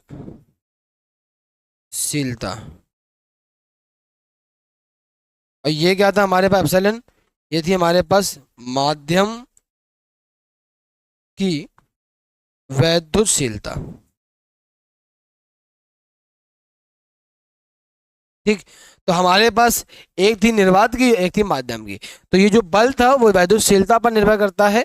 ठीक, याद रहेगा यहाँ तक, फिर आगे बात करते हैं। माध्यम के परावैद्युतांक की बात करते हैं, डाइलेक्ट्रिक हमारे पास क्या होता है, तो हमें पता है एप्सिलॉन नॉट को बोलते हैं निर्वात की वैद्युतशीलता, उसको बोलते हैं माध्यम की वैद्युतशीलता। अभी हम पीछे फॉर्मूला बताए थे आपको, देखो के को परावैद्युतांक बोलते हैं, के बराबर एप्सिलॉन अपॉन में एप्सिलॉन नॉट। ठीक, तो के बराबर एप्सिलॉन अपॉन में एप्सिलॉन नॉट होता है हमारे पास, लेकिन हमें भी पता है इसको बोलते हैं अनुपात। क्या बोलते हैं, तो क्या बोलेंगे, माध्यम की वैद्युतशीलता तथा निर्वात की वैद्युतशीलता, माध्यम की वैद्युतशीलता तथा निर्वात की वैद्युतशीलता के अनुपात को माध्यम का क्या कहते हैं, परावैद्युतांक कहते हैं। इसे कैसे प्रदर्शित करते हैं, याद रहेगा। तो बेटा अब हम लोग अपने उन्हीं इंपॉर्टेंट पॉइंट्स पे पहुंचने वाले हैं, जैसे कि मैं शुरुआत में बात की थी, कूलाम का नियम हमने पढ़ लिया, वैद्युत लेखाओं की बात करेंगे इसके बाद, ये भी इसके बाद सबसे इंपॉर्टेंट ये भी है, कई बार ये एग्जाम में आ चुका है। ठीक, तो हम लोग निर्वात की वैद्युतशीलता व मात्रक की बात करते हैं। आया यहाँ तक कोई दिक्कत, तो बेटा अब हम बात करते हैं निर्वात की वैद्युतशीलता। तो देखिए पहली बात तो फटाफट सारे नोट्स और पॉइंट्स को बनाते रहिएगा अपनी कॉपी में, स्क्रीनशॉट लेते जाइए फटाफट, ठीक है। मिस नहीं होना चाहिए कोई भी पॉइंट, क्योंकि पेपर में कई बार कई पॉइंट्स को बार बार जैसे ये पॉइंट रिपीट करते हैं, तो ऐसा ना हो कि आपका पॉइंट कोई मिस हो जाए, है ना। तो आपको पता है अक्सर ये, अच्छा ये बताइए आप, टॉपर और जो हमारे एवरेज बच्चे हैं उनमें क्या फ़र्क है? कोई फ़र्क है क्या? नहीं, वो भी उसी टीचर से पढ़ते हैं, वही सब्जेक्ट पढ़ते हैं, वही तरीके से वही टीचर पढ़ा रहा है, तो फिर फ़र्क क्यों आ रहा है? फ़र्क सिर्फ रिवीजन का है। आप कितनी बार इस लेक्चर को रिपीट करके देखते हैं, और कितनी बार आप नोट्स पॉइंट को अपने कॉपी में नोट करते हैं, और कितनी बार उसको रिवीजन कर रहे हैं। जो टॉपर बच्चे होते हैं, जिसको टॉपर बोलते हैं, वो कई बार किसी चीज़ को बार बार प्रैक्टिस करते हैं। Practice the main makes the perfect, समझे? तो प्रैक्टिस जरूर कीजिए, कई बार रिपीट करिए। एक बार मिस हो गया दोबारा, एक बार नहीं समझ में आया दोबारा, तिबारा, कब नहीं आएगा, आना चाहिए, फोड़ दो बस। लेकिन बाकी बच्चे क्या करते हैं, एक बार मिस हो गया, नहीं आ रहा, छोड़ो अब बाद में करा जाएगा। तो ये जो बाद में करने वाली बात है ना, नहीं हो पाएगा। बड़े एग्जाम नहीं क्वालिफाई होंगे, छोटे भी नहीं निकलने आजकल तो। निर्वात की वैद्युशीलता तथा माध्यम का मात्रक लिखनी है हमें, तो वैद्युशीलता नहीं, एप्सिलॉन नॉट की बात कर रहे हैं हम लोग, ठीक। अब हम पहले मात्रक बताते हैं, मात्रक व विमा बतानी है हमें, ठीक। मात्रक क्या होता है, इसका फॉर्मूला पढ़ रखे हैं, F बराबर 1/4 पाई एप्सिलॉन नॉट के, फिर Q1 Q2 अपॉन में R स्क्वायर। अभी हमने पीछे के पढ़ा, तो के हमारा मात्रकहीन तथा विमाहीन राशि होती है। क्या क्या होती है हमारी? मात्रकहीन तथा विमाहीन।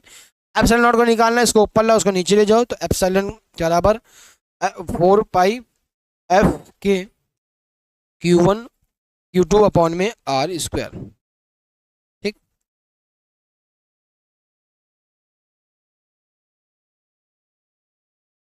Q1 Q2 अपॉन में R स्क्वायर, ठीक। तो यहाँ से हम अगर इसका मात्रक निकालें, तो मात्रक क्या आएगा? ऊपर केवल आवेश है, तो ऊपर हो गया कुलाम, इसका भी कुलाम, तो कुलाम स्क्वायर, बटे लगा 4 पाई, कोई मात्रक नहीं, बल हमारा होता है मात्रक न्यूटन, के का कोई मात्रक नहीं होता है, आर का मात्रक होता है मीटर, ऊपर लगा हुआ स्क्वायर, तो कुलाम स्क्वायर पर न्यूटन मीटर स्क्वायर। अगर इसके मान की बात करें, तो epsilon not 1/4 pi, epsilon not का हमने मान अभी पीछे बताया आपको, क्या होता है? 9 × 10⁹, ठीक। इसको नीचे ले जाइए, एप्सिलॉन बराबर हो जाएगा हमारे पास 1/4 पाई, फिर 9 × 10⁹। जब पूरा सॉल्व करेंगे तो आएगा आपका आंसर 8.85 10⁻12, ठीक। ये इसका क्या रहेगा? हमारे पास इसका मान आ जाएगा 10⁻12। आगे सुनिए, विमा की बात करते हैं। विमा क्या होती है इसकी? मेरी लता, कैसे याद रखोगे? मेरी लता, MLAT लता 1342 पर आगे क्या लगाओगे? माइनस, कोई दिक्कत? मेरी लता 1342, आगे लगा देना माइनस प्लस, ठीक। ये आपकी बीमा हो जाएगी। आप याद कर लीजिए, इसमें वैद्युत बल कितने प्रकार का होता है? 2 प्रकार का होता है। तो वैद्युत बल क्या होता है? आवेशों के मध्य, किसके मध्य? आवेशों के मध्य, आवेशों के मध्य कार्य करने वाले बल को, आवेशों के मध्य कार्य करने वाले बल को क्या कहते हैं हम लोग? वैद्युत बल कहते हैं। आवेशों के मध्य कार्य करने वाले बल को वैद्युत बल कहते हैं। कितने प्रकार का होता है? 2 प्रकार का होता है, वैद्युत आकर्षण बल व वैद्युत प्रतिकर्षण बल। फिर क्या होगा यहाँ पे? जब समान विपरीत प्रकृति, कैसे? विपरीत प्रकृति के आवेशों के मध्य, प्रकृति के आवेशों के मध्य लगने वाले बल को वैद्युत आकर्षण बल का कहते हैं, ठीक। और समान प्रकृति के आवेशों के मध्य, ठीक, उसे क्या कहते हैं हम लोग? प्रतिकर्षण बल कहते हैं। अगर सेम नेचर है हमारे पास चार्ज के, उसके बीच में जो अपोजिट वर्क करता है, उसे हम लोग क्या कहते हैं? Electric attraction force. और सेम नेचर के बीच में क्या लगता है हमारे पास? Electric repulsion force. यानी कि समान प्रकृति के आवेशों के बीच प्रतिकर्षण और विपरीत प्रकृति के आवेशों के बीच आकर्षण बल कार्य करता है। चलिए देखिए, जैसे कि आपके पास ये लिखा हुआ है, स्क्रीनशॉट भी लेते जाइएगा। 2 आवेशित चालकों के बीच लगने वाले बल को वैद्युत बल कहते हैं। इसे एफ से प्रदर्शित करते हैं। 2 प्रकार का होता है, ठीक। वैद्युत आकर्षण बल और प्रतिकर्षण बल। तो आकर्षण बल क्या होता है? 2 विपरीत प्रकृति के आवेशों के बीच लगने वाले बल को वैद्युत आकर्षण बल कहते हैं, जबकि 2 समान प्रकृति के आवेशों के बीच लगने वाले बल को वैद्युत प्रतिकर्षण बल कहते हैं। कोई दिक्कत यहाँ तक आए समझ में? अब बात करते हैं आकर्षण, मतलब बल की बात करते हैं। बल कहाँ पे ज्यादा व कहाँ पर कम होता है? तो बल जो होता है वो निर्वात में अधिक काम करता है, जबकि माध्यम में क्या करता है, कम काम करता है। ऐसा क्यों होता है? क्योंकि निर्वात का मतलब होता है खाली स्थान, जहां पे कुछ भी उपस्थित है, जैसे तुम्हारा दिमाग। अरे दिमाग है ना, किसी किसी दिमाग में हाई कहता है, भूसा वाला है ही नहीं, क्या कुछ खाली है, मतलब एकदम खाली है, निर्वात, जहां पर कुछ है ही नहीं, वहां पर बल क्या काम करेगा, ज्यादा काम करेगा। जहां पर कुछ भरा हुआ है यानी माध्यम है, क्या है, तो वहां पर बल क्या काम करता है, कम काम करता है। याद रहेगा, वहां पे बल क्या काम करता है, कम काम करता है, करेगा पर कम काम करेगा। चलिए अब बात करते हैं कूलाम के नियम के सदिश रूप की। तो सदिश रूप क्या होता है, हमारे पास दो बॉक्सेस, दो गोले हैं, जिसमें एक है Q1, दूसरे पे आवेश है Q2। दो चालक है हमारे पास Q1 और Q2। तो पहला वाला दूसरे वाले बल लगा रहा है, दूसरा वाला पहले वाले बल लगाता है। तो हम दे मानते हैं कि दोनों के बीच की जो दूरी है 1 2 आपस में क्या रहेंगी, बराबर रहेंगी, पर सदिश रूप में क्या रहता है, निगेटिव रहता है। ठीक, क्योंकि विपरीत दिशा में काम कर रहा है। पहला वाला दूसरे वाले पे बल लगा रहा, दूसरा वाला पहले वाले पे बल लगा रहा, तो अपोजिट डायरेक्शन में लगाता है। किस डायरेक्शन में लगाता है, अपोजिट डायरेक्शन में, इसलिए हम क्या कर देते हैं, वहां पे माइनस लगा देते हैं। ठीक, चलिए आगे बात करते हैं। तो जब पहला वाला चालक, पहला वाला आवेश दूसरे पर बल लगाए, किस पर लगाए, दूसरे पर बल आरोपित करता है। ठीक, तो क्या करेंगे, पहला वाला 1F2 बराबर 1/4 एप्सिलॉन नॉट के Q1 Q2 अपॉन में R स्क्वायर। जो फोर्स काम करेगा, इसका जो रिफ्लेक्शन होगा, रेडियस मतलब सदिश रूप लिखेंगे, इस प्रकार से लिखेंगे। ठीक, सॉरी 1 2 क्यों हो जाएगा, यहाँ पे भी रहेगा 1 2 रहेगा,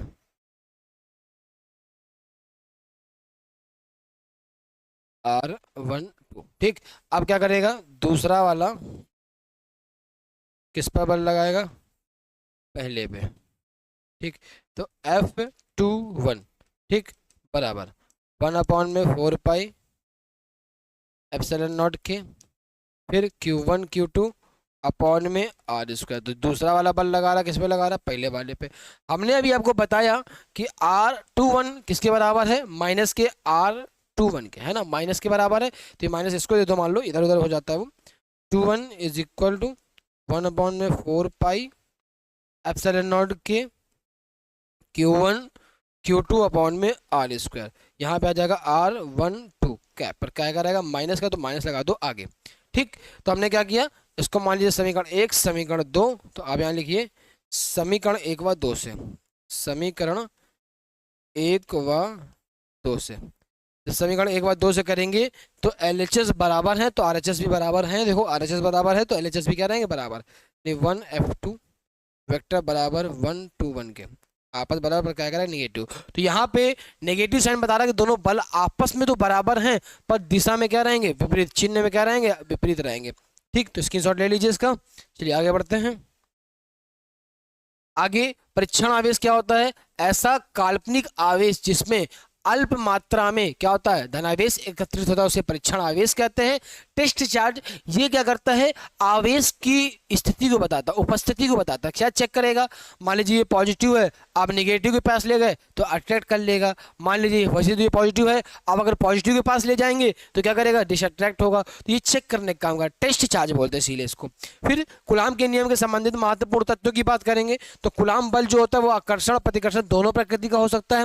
ठीक, कूलाम बल व्युत्क्रम वर्ग के नियम का पालन करता है, यानी कि F डायरेक्टली प्रोपोर्शनल 1 में R स्क्वायर के होता है। इसको बोलते हैं व्युत्क्रम वर्ग के नियम का क्या करता है, पालन करता है। किस नियम का, इसको बोलेंगे ये व्युत्क्रम वर्ग के नियम का पालन करता है। ठीक, तो स्क्रीनशॉट ले लिया, आगे बढ़ा जाए।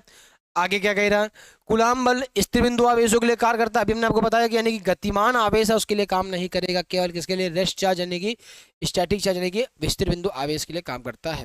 तो कूलाम बल क्रिया प्रतिक्रिया नियम यानी न्यूटन का third law, action and reaction law को फॉलो करता है, इसलिए क्रिया प्रतिक्रिया नियम का काम करता है। कूलाम बल माध्यम पर निर्भर करता है। माध्यम नहीं, देखिए आप फॉर्मूले देखें तो के भी आ रहा है, के होता है हमारा माध्यम का परावैद्युतांक, यानी माध्यम पर डिपेंड कर रहा है। ठीक, नंबर 6, कूलाम बल केंद्रीय होता है जबकि वैद्युत बल क्या रहता है, संरक्षी रहता है। इलेक्ट्रिक फोर्स जो हमारे पास वैद्युत बल है वो क्या है, केंद्रीय है, जबकि वैद्युत बल क्या रहेगा हमारे पास, संरक्षी रहेगा। ठीक, फिर कूलाम बल जो होता है 10⁻⁻15 मीटर फर्मी से लेकर कुछ किलोमीटर तक काम करता है। यानी कि जो आवेश है -10⁻⁻15 फर्मी की दूरी पर रख दीजिए, चाहे दोनों आवेशों को कुछ किलोमीटर, बहुत दूर नहीं, कुछ किलोमीटर नहीं, थोड़ा सा, बहुत मिनिमम 1-2 ऐसा हो सकता है, ठीक, कुछ किलोमीटर तक क्या करता है, ये वर्क करता है। ठीक, आगे बात करते हैं। जिस प्रकार से गुरुत्वाकर्षण की भूमिका गुरुत्वीय क्षेत्र में होती है, उसी प्रकार से वैद्युत बल की भूमिका वैद्युत क्षेत्र में होती है। एक अपने एरिया क्या, तो दादा होता है अपने, उसकी भूमिका अपनी जगह में, उसकी भूमिका अपनी जगह। जैसे फिजिक्स के दादा तो बन सकते हो, हम बने हुए हैं, है ना, कोई भी बन सकता है। उड़ता है तो किसी को भी नहीं आता ना, थोड़ा थोड़ा सीखते जाइए, आती जाएगी। कभी ये हमको भी नहीं आती थी, आज इंटरेस्टिंग लगती है। क्यों? हमने प्रैक्टिस की, सीखी। अब आपको नहीं आ रही है, आप भी प्रैक्टिस कीजिए, सीखिए, आपको भी आएगी, हम सिखाएंगे, चिंता क्यों करते हैं आप। ठीक, तो ये वैद्युत बल में भी काम करता है। आगे बढ़ते हैं, आगे क्या करता है, आगे की बात करते हैं। तो आगे हमारे पास आता है रेखीय आवेश घनत्व, पृष्ठ आवेश घनत्व, तो इसके बारे में बात करेंगे। तो चलिए देखिए, तो हम एक बार में तीनों को आपको एक्सप्लेन करते हैं, तो सुनिएगा। तो रेखीय आवेश घनत्व क्या होता है हमारे पास, तो रेखीय आवेश घनत्व, फिर पृष्ठ आवेश घनत्व, फिर आयतन आवेश घनत्व। ठीक, रेखीय आवेश घनत्व, पृष्ठ आवेश घनत्व और आयतन आवेश घनत्व, तीन हमारे पास क्या होते हैं। ठीक, इसको हम लोग लैम्डा से, इसको सिग्मा से, इसको रो से प्रदर्शित करते हैं। सबके पहले फॉर्मूले सुनो। ठीक, फॉर्मूला हमारे पास क्या होता है, इसका फॉर्मूला होता है हमारे पास Q अपॉन में L, इसका फॉर्मूला होता है Q अपॉन में A, इसका फॉर्मूला होता है Q अपॉन में V। ठीक, अब पहले मात्रक सुन लो सबके। तो मात्रक क्या होगा इसका, कूलाम पर मीटर, इसका मात्रक कूलाम पर मीटर स्क्वायर, इसका मात्रक कूलाम पर मीटर क्यूब। इसकी विमा सुनो, विमा क्या होती है इसकी, देखिए ऊपर है आवेश, आवेश की विमा हो गई 80। ठीक, नीचे लंबाई, लंबाई नीचे प्लस के ऊपर जाके L-1, तो लात, ये हो गई लात। तो ये 1 लात हो गई, तो ये 2 लात हो जाएगा, क्योंकि नीचे मीटर स्क्वायर है, यहाँ पे आ जाएगा 3 लात। ठीक, 1 लात, 2 लात, 3 लात, याद रहेगा। अब देखिए, रेखीय आवेश घनत्व यानी कि चालक के लिए काम करता है, किसके लिए काम करता है, चालक के लिए। ये पृष्ठ के लिए काम करता है, ये आयतन घनाकार पृष्ठ के लिए काम करता है। ठीक, अब इस डंडी को क्या बोलते हैं, अनुपात, क्या बोलते हैं, अनुपात। क्यू को बोलते हैं आवेश, एल को लंबाई, ए को क्षेत्रफल, वी को आयतन बोलते थे, तो पता ही है। तो किसी चालक को दिया गया आवेश तथा उसके लंबाई के अनुपात को, किसी चालक को दिया गया आवेश तथा उसके लंबाई के अनुपात को क्या कहते हैं, रेखीय आवेश घनत्व कहते हैं, उसको लैम्डा से प्रदर्शित करते हैं। किसी पृष्ठ को दिया गया आवेश तथा उसके क्षेत्रफल के अनुपात को पृष्ठ आवेश घनत्व कहते हैं। फिर किसी घनाकार पृष्ठ को दिया गया आवेश तथा उसके आयतन के अनुपात को आयतन आवेश घनत्व कहते हैं। किससे डिनोट करते हैं, किसका क्या मात्रक होता है, उसकी विमा, आपको सब कुछ हमने बता दिया। आगे देखिए, आगे तो यही लिखा हुआ है, किसी चालक को दिया गया आवेश तथा उसके आयतन, उसकी लंबाई के अनुपात को क्या कहते हैं हम लोग, रेखीय आवेश घनत्व कहते हैं, फॉर्मूला मात्रक विमा। फिर इधर क्या आ जाएगा, पृष्ठ आवेश, किसी चालक पृष्ठ को दिया गया आवेश तथा उसके क्षेत्रफल के अनुपात को पृष्ठ आवेश घनत्व कहते हैं, इसके फॉर्मूला मात्रक विमा। फिर आगे बात करते हैं, आयतन आवेश घनत्व क्या होता है, किसी आयतन घनाकार पृष्ठ को दिया गया आवेश तथा उसके आयतन के अनुपात को पृष्ठ आवेश आयतन आवेश घनत्व कहते हैं, फॉर्मूला मात्रक विमा। नोट कर लीजिए, सब इसकी जोड़ लेते जाइएगा। आगे देखते हैं, आगे अगली हेडिंग हमारे पास क्या आती है, तो अगली हेडिंग आती है हमारे पास वैद्युत बल रेखाएं। क्या आती है हमारे पास, वैद्युत बल रेखाएं। ठीक, तो वैद्युत बल रेखाएं क्या होती है, सुनिए, वैद्युत बल रेखाएं। तो वैद्युत बल रेखाएं क्या होती हैं, वह काल्पनिक रेखाएं। कैसी रेखाएं बेटा, काल्पनिक रेखा, वे काल्पनिक रेखाएं जो धनावेश से निकलकर ऋणावेश में समाप्त हो जाती हैं। क्या हो जाती हैं, समाप्त हो जाती हैं, वहीं पे खत्म, इधर से निकली उधर जाके खत्म। ठीक, तो वे क्या कहलाती है, वैद्युत बल रेखाएं कहलाती हैं। गुण की बात करते हैं, गुण नंबर 1, तो भैया सीधे सीधे गुण नंबर 1 कि भैया ये धनावेश से कहाँ जा रही, ऋणावेश की ओर जाती हैं, धनावेश से ऋणावेश की ओर जाती है, नंबर 1 गुण। नंबर 2 की बात करते हैं, वैद्युत बल रेखा कभी भी एक दूसरे को नहीं काटती हैं, यदि काटे तो कटान बिंदु पर, कटान बिंदु पर 2 दिशा होनी चाहिए। कितनी दिशा होनी चाहिए, 2 दिशा होनी चाहिए, जो कि असंभव है। ठीक भाई साहब, आप बताओ, ये इधर से निकले उधर पे चली गई, इधर से निकली उधर पे चली गई, मान लो पॉजिटिव से निकले निगेटिव पे गई। काटने का मतलब क्या होता है, एक ऐसे आए खिच, खिच, ऐसे भिड़ेगी ना, एक धनावेश से ऋणावेश, एक ऋणावेश से धनावेश, ऐसा तो संभव ही नहीं है, ऐसा पॉसिबल नहीं है। समझे चिंटू बेटा, ऐसा पॉसिबल ही नहीं था। नंबर 3, जहां पे वैद्युत बल रेखा एक दूसरे के पास पास होती है वहां पर प्रबल चुंब वैद्युत क्षेत्र, कौन सा क्षेत्र, इलेक्ट्रिक फील्ड।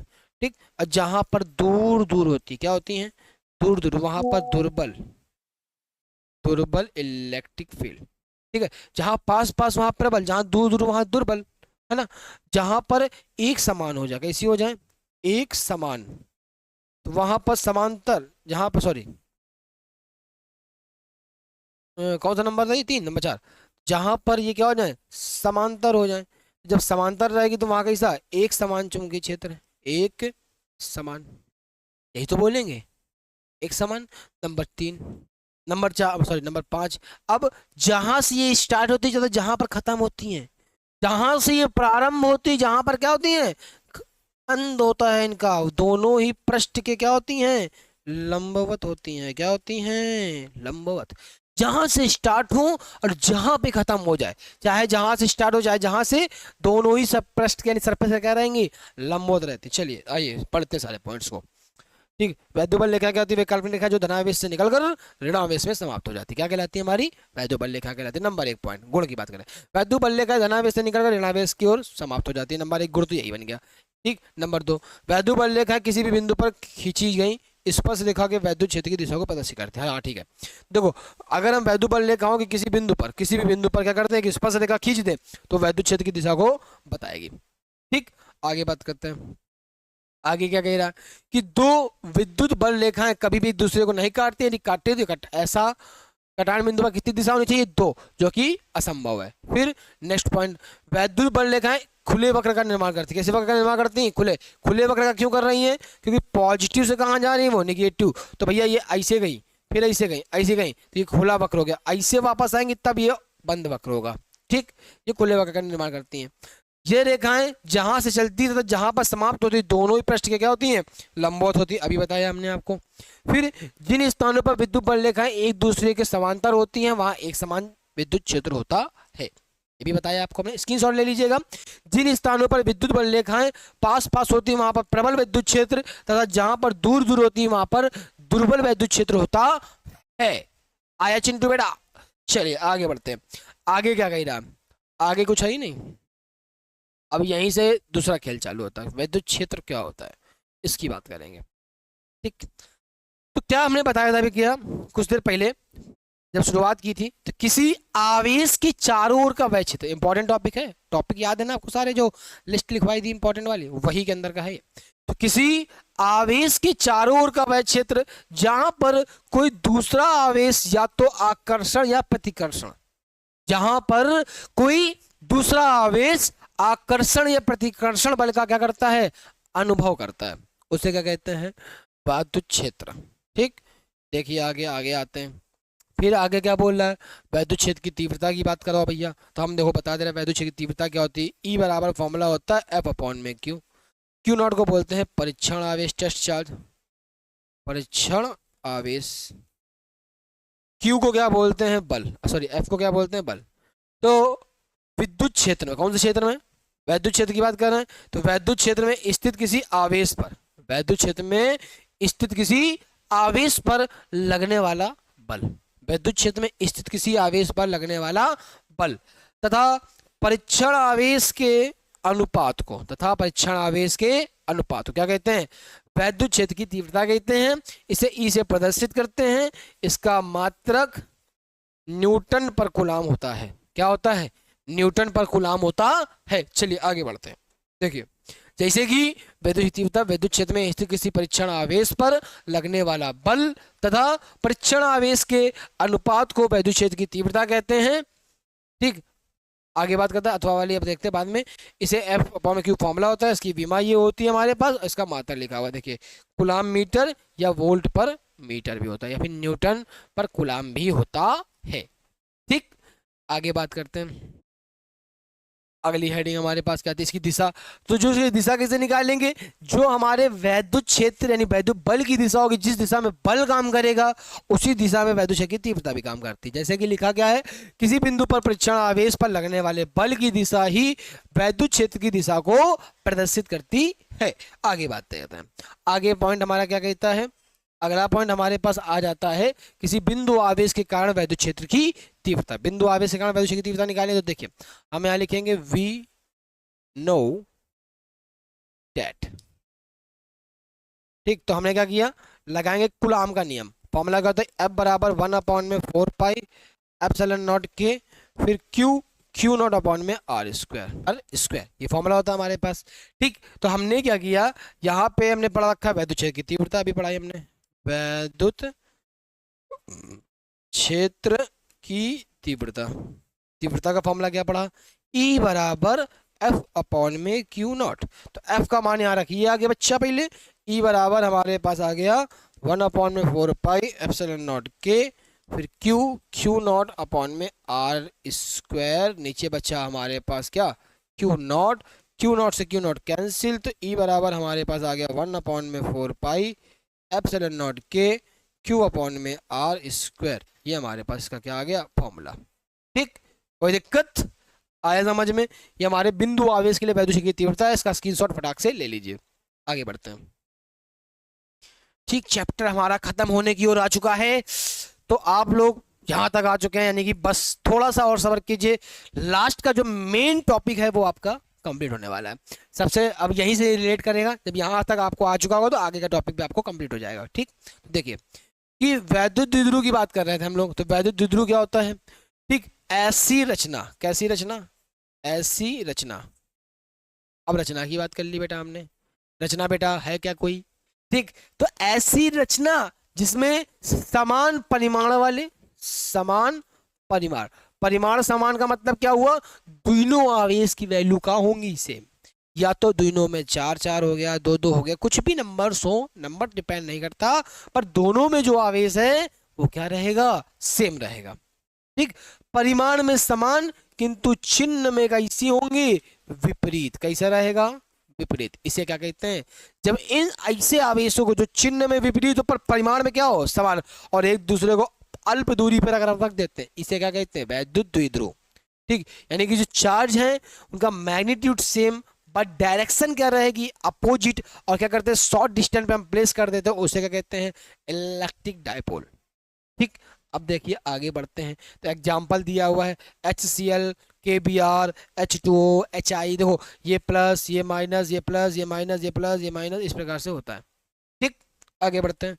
आगे क्या कह रहा है कि भैया वैद्युत द्विध्रुव आघूर्ण क्या होता है, तो हमने भी पीछे बताया कि भैया हमने द्विध्रुव पढ़ा है, द्विध्रुव में कितने आवेश थे, 2, सिंगल आवेश नहीं होता है, सिंगल आवेश नहीं होता। कितने आवेश होते हैं, कम से कम 2 आवेश होते हैं। ठीक, सिंगल आवेश तो है नहीं, 2 आवेश है हमारे पास।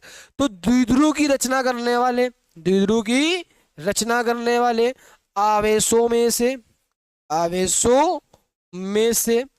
किसी एक आवेश का परिमाण, एक आवेश का परिमाण, बहुत सारे आवेश होते हैं उसमें 2 आवेश थे, मतलब एक प्लस का एक माइनस का, तो द्विध्रुव की रचना करने वाले आवेशों में से किसी एक आवेश का परिमाण। देखो फॉर्मूला होता है हमारा, ये लिखा हुआ है नीचे, थोड़ा शॉर्ट नीचे हो गया है, P बराबर Q इंटू 12। तो द्विध्रुव की रचना करने वाले आवेशों में से किसी एक आवेश का परिमाण तथा अल्प दूरी के गुणनफल को द्विध्रुव आघूर्ण कहते हैं। इसे किससे प्रदर्शित करते हैं हम लोग, P से करते हैं। इसका विमा क्या होती है, लात। फिर इस एक डिवाई बराबर हमारा होता है 3.3 10 की पावर -30। उसके बाद 1 नैनोमीटर यानी इलेक्ट्रॉन नैनोमीटर बराबर होता है हमारे पास, जो कि कितना 1.6 × 10 की पावर -28 सेंटीमीटर के। यहाँ तक याद रहेगा। चलिए अब हम मेन पॉइंट पे आते हैं। यहाँ पर सबसे इंपॉर्टेंट टॉपिक है अभी यहाँ से, ठीक है, एकदम ध्यान दीजिएगा, क्योंकि यहाँ से अगर आपको टॉपिक समझ में नहीं आ रहा है, कोई भी दिक्कत हो आप बताइए। क्यों सबसे इंपॉर्टेंट क्यों है, देखिए अभी अच्छी स्थिति पढ़ेंगे, निरच्छी स्थिति पढ़ेंगे, यही अच्छी स्थिति निरच्छी स्थिति आपके विभव में भी काम आएगी। यही अच्छी निरच्छी अगर आपको यहाँ पे आ गई तो यही कॉन्सेप्ट आपको हम चुंबक में भी पढ़ाएंगे, ठीक है। तो एकदम ईजी टू वे है, ठीक, कुछ भी कठिन नहीं है, एक बार समझ लीजिए। वैसे तो हमारे पास दो ही होते हैं, हम आपको तीसरी भी पढ़ाएंगे। ठीक, तो सुनिए कि वैद्युत द्विध्रुव के कारण उत्पन्न वैद्युत क्षेत्र की तीव्रता, वैद्युत द्विध्रुव के कारण उत्पन्न वैद्युत क्षेत्र की तीव्रता कितनी बातों पर डिपेंड करती है? 3। अच्छी स्थिति से निकलेगी, अच्छी स्थिति से, और किसी भी स्थिति से निकल सकती। ठीक, जब ये दोनों ना आए इससे निकाल देंगे हम। देखो कैसे। ठीक, सबसे इंपॉर्टेंट चीज है ये। अब अच्छी कैसे निकलेंगे? अच्छी का मतलब क्या होता है? जब तीव्रता अक्ष में काम करे। किस में काम करेगी? द्विध्रुव की अक्ष में। और अगर हम इसी का लंबवर्धक कर दे, यानी लंबवत जाएंगे, उसको बोलते हैं निरक्ष। क्या बोलते हैं? निरक्ष। वो निरक्षी में काम आएगी। जब हम सीधे सीधे करेंगे वो अच्छी, और उसका लंबवर्धक कर देंगे, उसको क्या बोलेंगे? निरक्षी। तो आइए शुरू करते हैं हम अच्छी से। तो देखिए हमारे पास अच्छी स्थिति दी गई है, तो हमने माना एक नेगेटिव चार्ज हमारे पास है। तो जो बेटा पेन चेंज कर लिया थोड़ा। चलो देखो, हमने माना एक हमारे पास पॉजिटिव चार्ज है और एक हमारे पास नेगेटिव चार्ज है। दो चार्ज है हमारे पास, है ना। तो हमने क्या किया, माना एक हमारे पास द्विध्रुव है जो कि ए बी है। माना एक हमारे पास क्या है? द्विध्रुव है जो कि क्या है? ए बी है। जिसके ए पॉइंट पर माइनस क्यू चार्ज तथा बी पॉइंट पर प्लस क्यू चार्ज स्थित है। ठीक, जिसके बीच की अल्प दूरी कितनी है हमारे पास? 2l है। कितनी है? तो अगर ये 2l तो ये l और ये भी हमारी क्या हो जाएगी? l हो जाएगी 2l। ठीक, इसके बीच की अल्प दूरी कितनी है हमारे पास? 2l है। ठीक, द्विध्रुव के केंद्र O से r दूरी पर एक बिंदु क्या है? P है, जिस पर हमें क्या करना है? वैद्युत क्षेत्र की तीव्रता ज्ञात करनी है। क्या निकालना है हमको? वैद्युत क्षेत्र की तीव्रता ज्ञात करनी है। तो आपको चित्र दिख रहा है साफ साफ। ठीक, इस प्रकार से आपका चित्र बना हुआ है। अब हम क्या करेंगे? तीव्रता फाइंड करेंगे। यहाँ लिखेंगे क्या? माइनस क्यू आवेश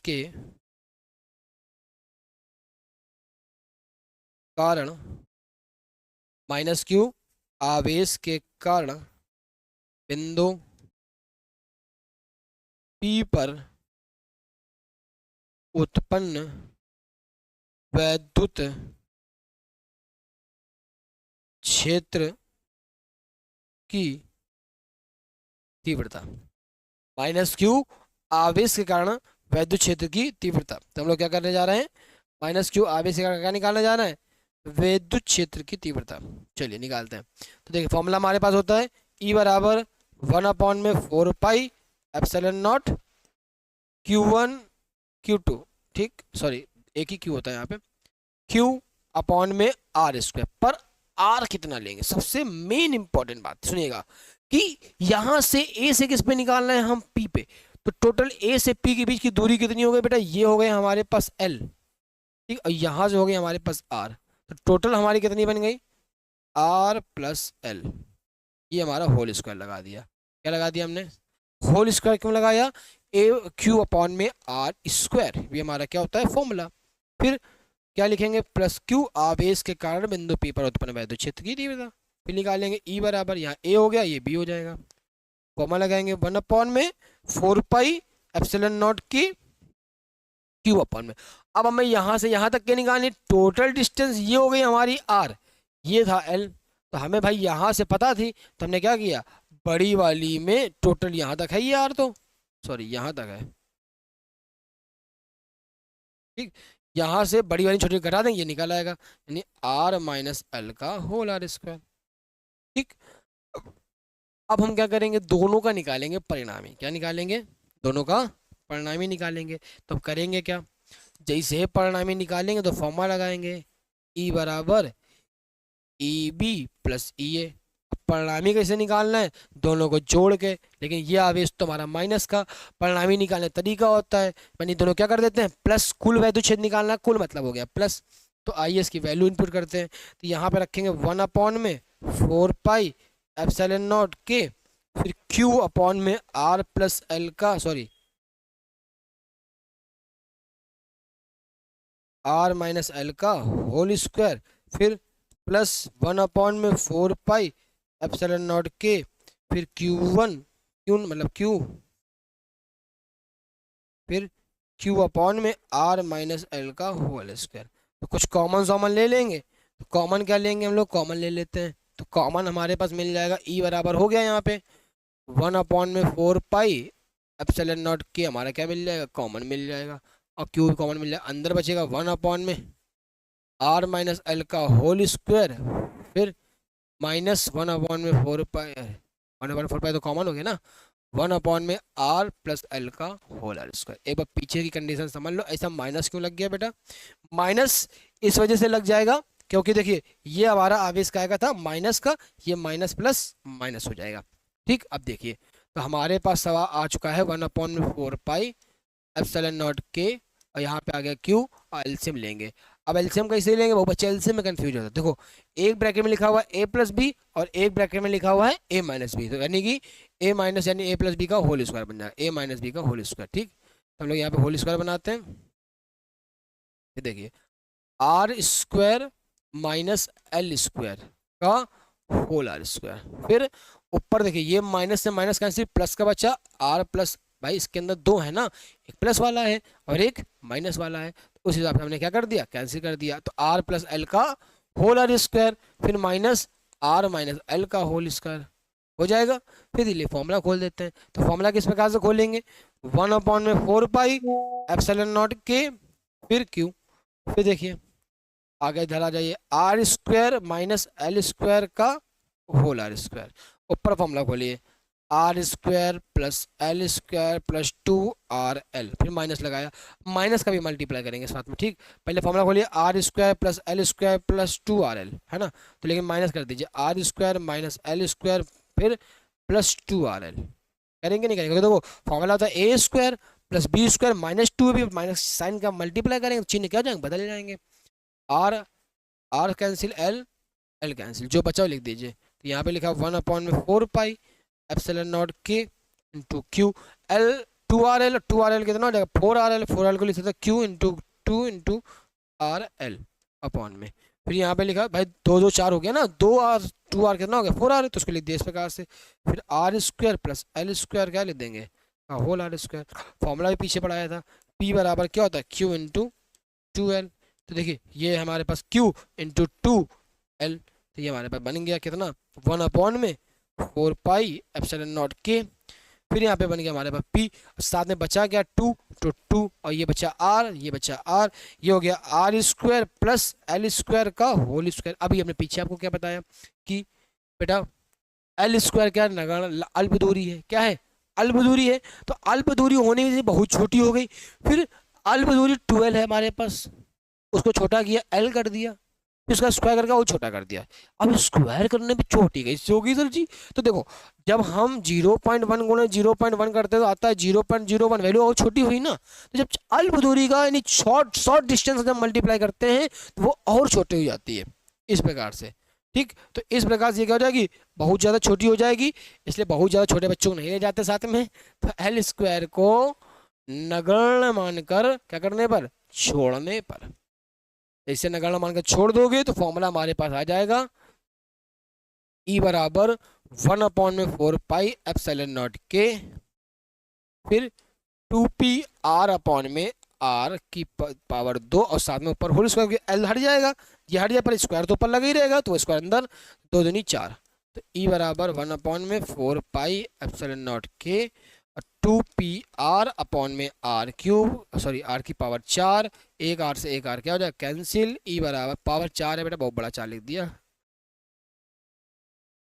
अब 4 से 4 क्या हो जाएगा कैंसिल, फिर 1/4 पाई एप्सिलॉन नॉट के, फिर 2p/r क्यूब, ये हमारा क्या आ जाएगा इसका आंसर। कोई दिक्कत, आगे बढ़ते हैं। आगे क्या आया हमारे पास, ये अच्छी स्थिति का फॉर्मूला था। अब बात करते हैं निरच्छी स्थिति की, इसकी अंतिम और आखिरी स्थिति जो ये है, हर किसी भी स्थिति में आपको हम बता देते हैं, लेकिन ठीक किसी भी स्थिति थोड़ा जल्दी हो जाएगा, इसको समझिए। तो हमने क्या किया, जब हमने निरच्छी स्थिति की बात करी तो हमने क्या किया था, आपको बताया था ये अक्ष होती, ये इसकी निरक्ष होती, लंबवत करेंगे, तो हमने क्या किया इस प्रकार चित्र बनाया, माना एक वैद्युत द्विध्रुव हमारे पास ए बी है, तो ये द्विध्रुव हमने ले लिया ए बी, इसके ए पॉइंट पर ए चार्ज, बी पर क्या कर दिया हमने माइनस चार्ज।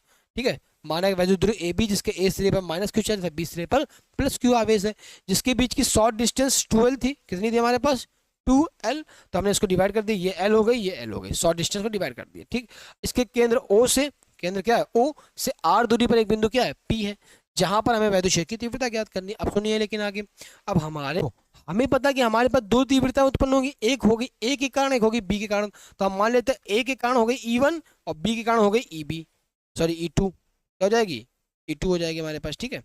ये हमने ले लिया E2। तो हमें पता है E1 और E2 निकलना है। तो हमें पता है कि E1 की दो तीव्रता होंगी, एक हो जाएगी E1 cos थीटा और एक हो जाएगी E1 sin थीटा। इसी प्रकार से E2 की हो जाएगी E2 sin थीटा और E2 cos थीटा, दो हो गई, ठीक, cos थीटा। अब देखिए होगा क्या यहाँ पे, यहाँ कंडीशन क्या बन रही है। तो यहाँ पे हो रहा है कि ये cos theta EB cos theta समान दिशा में काम कर रहा है। किस दिशा में काम कर रहा है, समान दिशा में। तो समान दिशा में काम करने के कारण दोनों जुड़ जाएंगे, दोनों क्या हो जाएंगे, जुड़ जाएंगे। पर हमारा EB मतलब E1 cos थीटा तथा E2 sin थीटा जो दोनों है हमारे पास, ये विपरीत दिशा में काम कर रहा है। किधर काम कर रहा है, विपरीत दिशा में। इसलिए ये क्या हो जाएंगे, शून्य हो जाएंगे। शून्य मतलब नष्ट हो जाएंगे। एक भाई अपोजिट जा रहा है, ये अपोजिट जा रहा है, नष्ट हो गए। वो दोनों समान दिशा में कर रहे हैं इसलिए जुड़ जाते हैं, ठीक। इसलिए आगे आप देखते हैं इसकी प्रूविंग। प्रूविंग हमारे पास क्या कह रही है, तो कहेंगी प्लस क्यू आवेश के कारण, प्लस क्यू आवेश के कारण बिंदु P पर वैद्युत क्षेत्र। अब बिंदु P पर वैद्युत क्षेत्र निकालेंगे, तो वैद्युत क्षेत्र निकालने का फॉर्मूला भी मैंने पीछे बताया, E बराबर 1/4πε0 के, फिर P अपॉन में सॉरी Q अपॉन में R क्यूब होता है हमारे पास। लेकिन देखो अब फॉर्मूला सुनो यहाँ पे जरा, यहाँ पे हम दूरी कितनी लेंगे, मेन बात तो ये आ गई। अब दूरी कैसे निकालेंगे, तो दूरी कैसे निकालेंगे, देखिए अब हमें पता है कि ये R है, ये क्या है R और ये L है। तो ये निकल के आएगी अंडर रूट में R² प्लस L², सेम चीज़ ये निकल आएगी, दोनों की दूरी बराबर रहेंगे, ठीक है। अब की तो देखिए हमने क्या किया, यहाँ पे जब दूरी रखने की बारी आई तो हम फॉर्मूला लगा रहे, फिर से लगा देते हैं एक बार। E बराबर 1/4πε0 के Q अपॉन में अंडर रूट में R² प्लस L² का होल R², ठीक। पाइथागोरस लगाया ना पीछे हमने, तो अंडर रूट में R² प्लस L² का whole R²।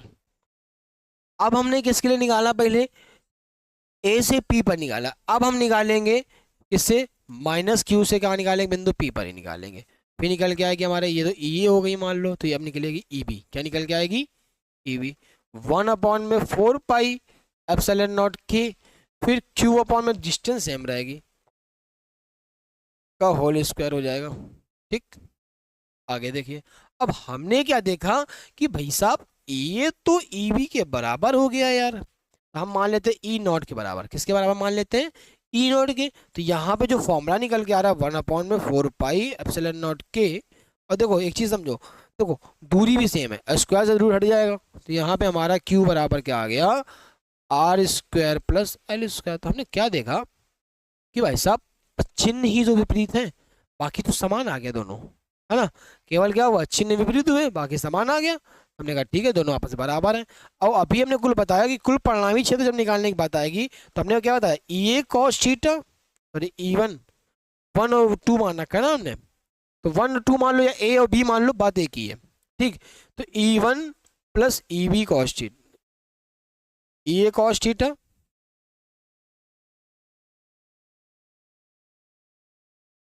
Plus EB cos theta. अब दोनों को जोड़ देंगे। क्यों जोड़ देंगे, अभी जो दोनों घटक निकले थे कॉस वाले वो जुड़ रहे थे और साइन वाले नष्ट हो रहे थे, तो हमने जोड़ दिया। अब देखो हमें पता है कि E किसके बराबर है, E0 के, तो E0 cos theta plus EB किसके बराबर है, E0 के, तो E0 cos थीटा। तो E0 कितना हो गया, 2E0 cos थीटा, ठीक। अब हम वैल्यू रखेंगे, तो यहाँ पे E0 की वैल्यू रखिए, तो यहाँ पे आएगा 2। E0 की वैल्यू हमारे पास रखी है 1/4πε0 के Q अपॉन में R² प्लस L² का होल R² नहीं होगा यहाँ पे, फिर इनटू cos थीटा। तो पाइथागोरस थ्योरम पढ़ रखी cos थीटा वाली, क्या होती है cos थीटा, क्या होता है हमारा आधार बटे कण, है ना, आधार बटे कण। तो आधार बटे कण लगाइए यहाँ पे। तो यहाँ पे आधार कितना दिया गया हमारे, L दिया गया, ये कण दिया गया अंडर रूट में R² प्लस 12, ये हो गया कण, ये हो गया अंडर रूट में कितना R² प्लस L², और ये दिया गया L। तो हमने क्या करा,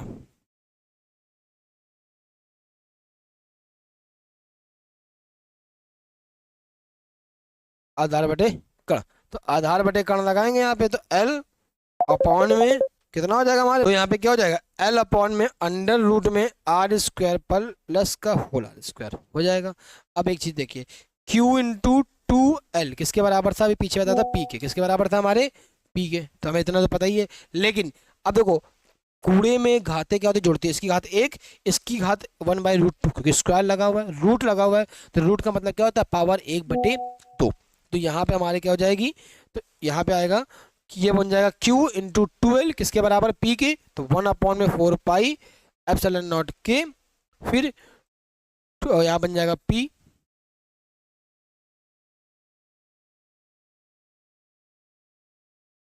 P अपॉन में इसका करेंगे, देखो ये पावर एक, इसकी पावर 1/2, रूट का मतलब हो गया, गुणे में घाते क्या होती है, जुड़ती हैं, तो ये हो गया स्क्वायर, और जब एक और 1/, घर जाके जोड़ना, तो 3/2 आएगा, कितना आएगा, 3/2। ठीक, अब देखिए एल स्क्वायर को फिर से नगण्य मान के क्या कर देंगे, छोड़ देंगे, तो एल स्क्वायर को नगण्य मान के क्या कर देंगे हम लोग, छोड़ देंगे। ठीक, तो ये हट जाएगा, तो यहाँ पे आ गया ई बराबर 1/4 एप्सिलॉन नॉट के, फिर पी अपॉन में आर स्क्वायर की पावर 3/2 की पावर कितनी है, 3/2। 2 से 2 क्या हो जाए, कैंसिल, तो ई बराबर 1/4 एप्सिलॉन नॉट के पी अपॉन में आर की पावर क्यूब। ठीक, आए समझ में, कोई दिक्कत यहाँ तक, चलिए नेक्स्ट की बात करते हैं। Ayra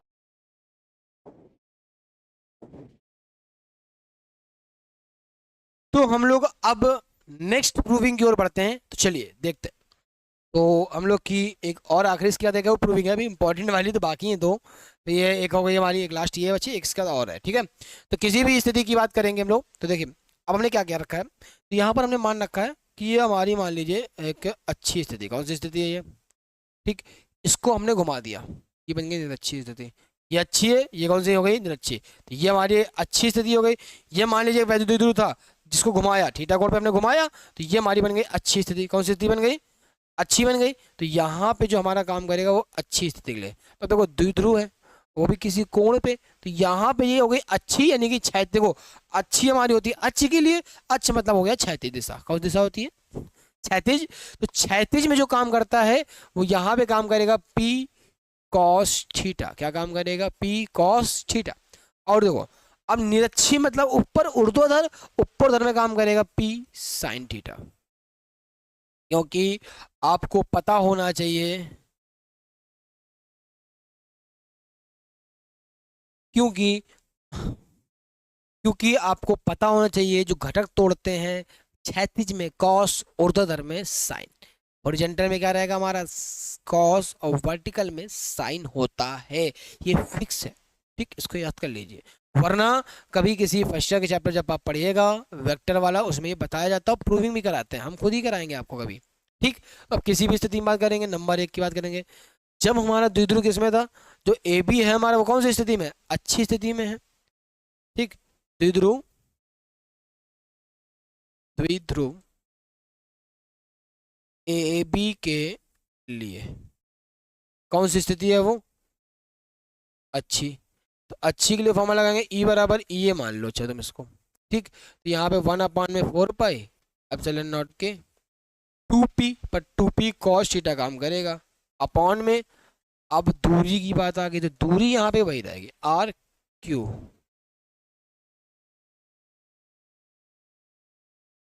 are cube. ठीक, हमने क्या किया, फिर द्विध्रुव ए बी के लिए कौन सी अच्छी लगाई, निरक्षी स्थिति में लगा देंगे, निरक्षी स्थिति ई बी काम करती है 1/4 एप्सिलॉन नॉट के पी साइन थीटा अपॉन में आर क्यूब हो जाएगा। दोनों को जोड़ दो, दोनों अब किसी कोण पे, तो कोण का फॉर्मूला देखो, कोण पे हो तो परिणामी अलग तरीके से निकालता है, अभी क्या हो रहा था, हम जोड़ रहे थे घटा रहे थे, वो परिणामी का तरीका अलग होता है, जब कोई चीज किसी कोण पे तो उसका परिणामी अलग तरीके से निकलता है, कैसे, एक को माना ए, तो A square plus B square plus 2 A B cos theta, लग जाएगा सब में क्या, रूट। अब थीटा इसका 90 काम करेगा, चाहे देख लो इसके बीच का एंगल कितना है, 90 काम करेगा, तो 90 रखो आके यहाँ पे, तो E A plus E B plus 2a plus EA और EB cos 90। cos 90 का मान 0। फिर इधर आ जाएगा हमारे पास, आप फॉर्मूला खोल दीजिए यही वाला, तो 1/4 एप्सिलॉन नॉट के, फिर 2p cos थीटा अपॉन में r³ का होल r², फिर आगे प्लस 1/4 एप्सिलॉन नॉट के p sin थीटा अपॉन में r³। देखिए जो कॉमन मिले वो कॉमन ले लीजिए। आपको कॉमन क्या क्या मिल जाएगा यहाँ से, देखिए हम यहाँ पे कॉमन कर देते हैं, तो E बराबर 1/4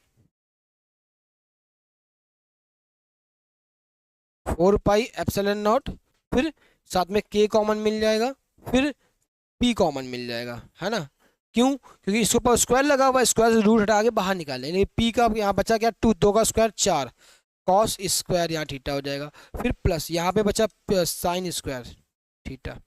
इसको अगले पन्ने में लिख लेते हैं पहले तो हम लोग, ठीक। अब देखिए तो यहाँ पे जो कॉमन ले रखा है, जो चीज बची वो लिखिए पहले।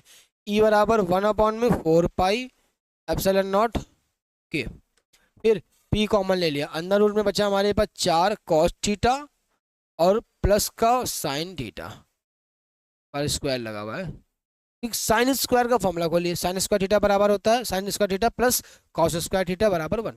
तो कॉस थीटा स्क्वायर भेजेंगे तो हम यहाँ से फॉर्मूला लिखेंगे कि साइन स्क्वायर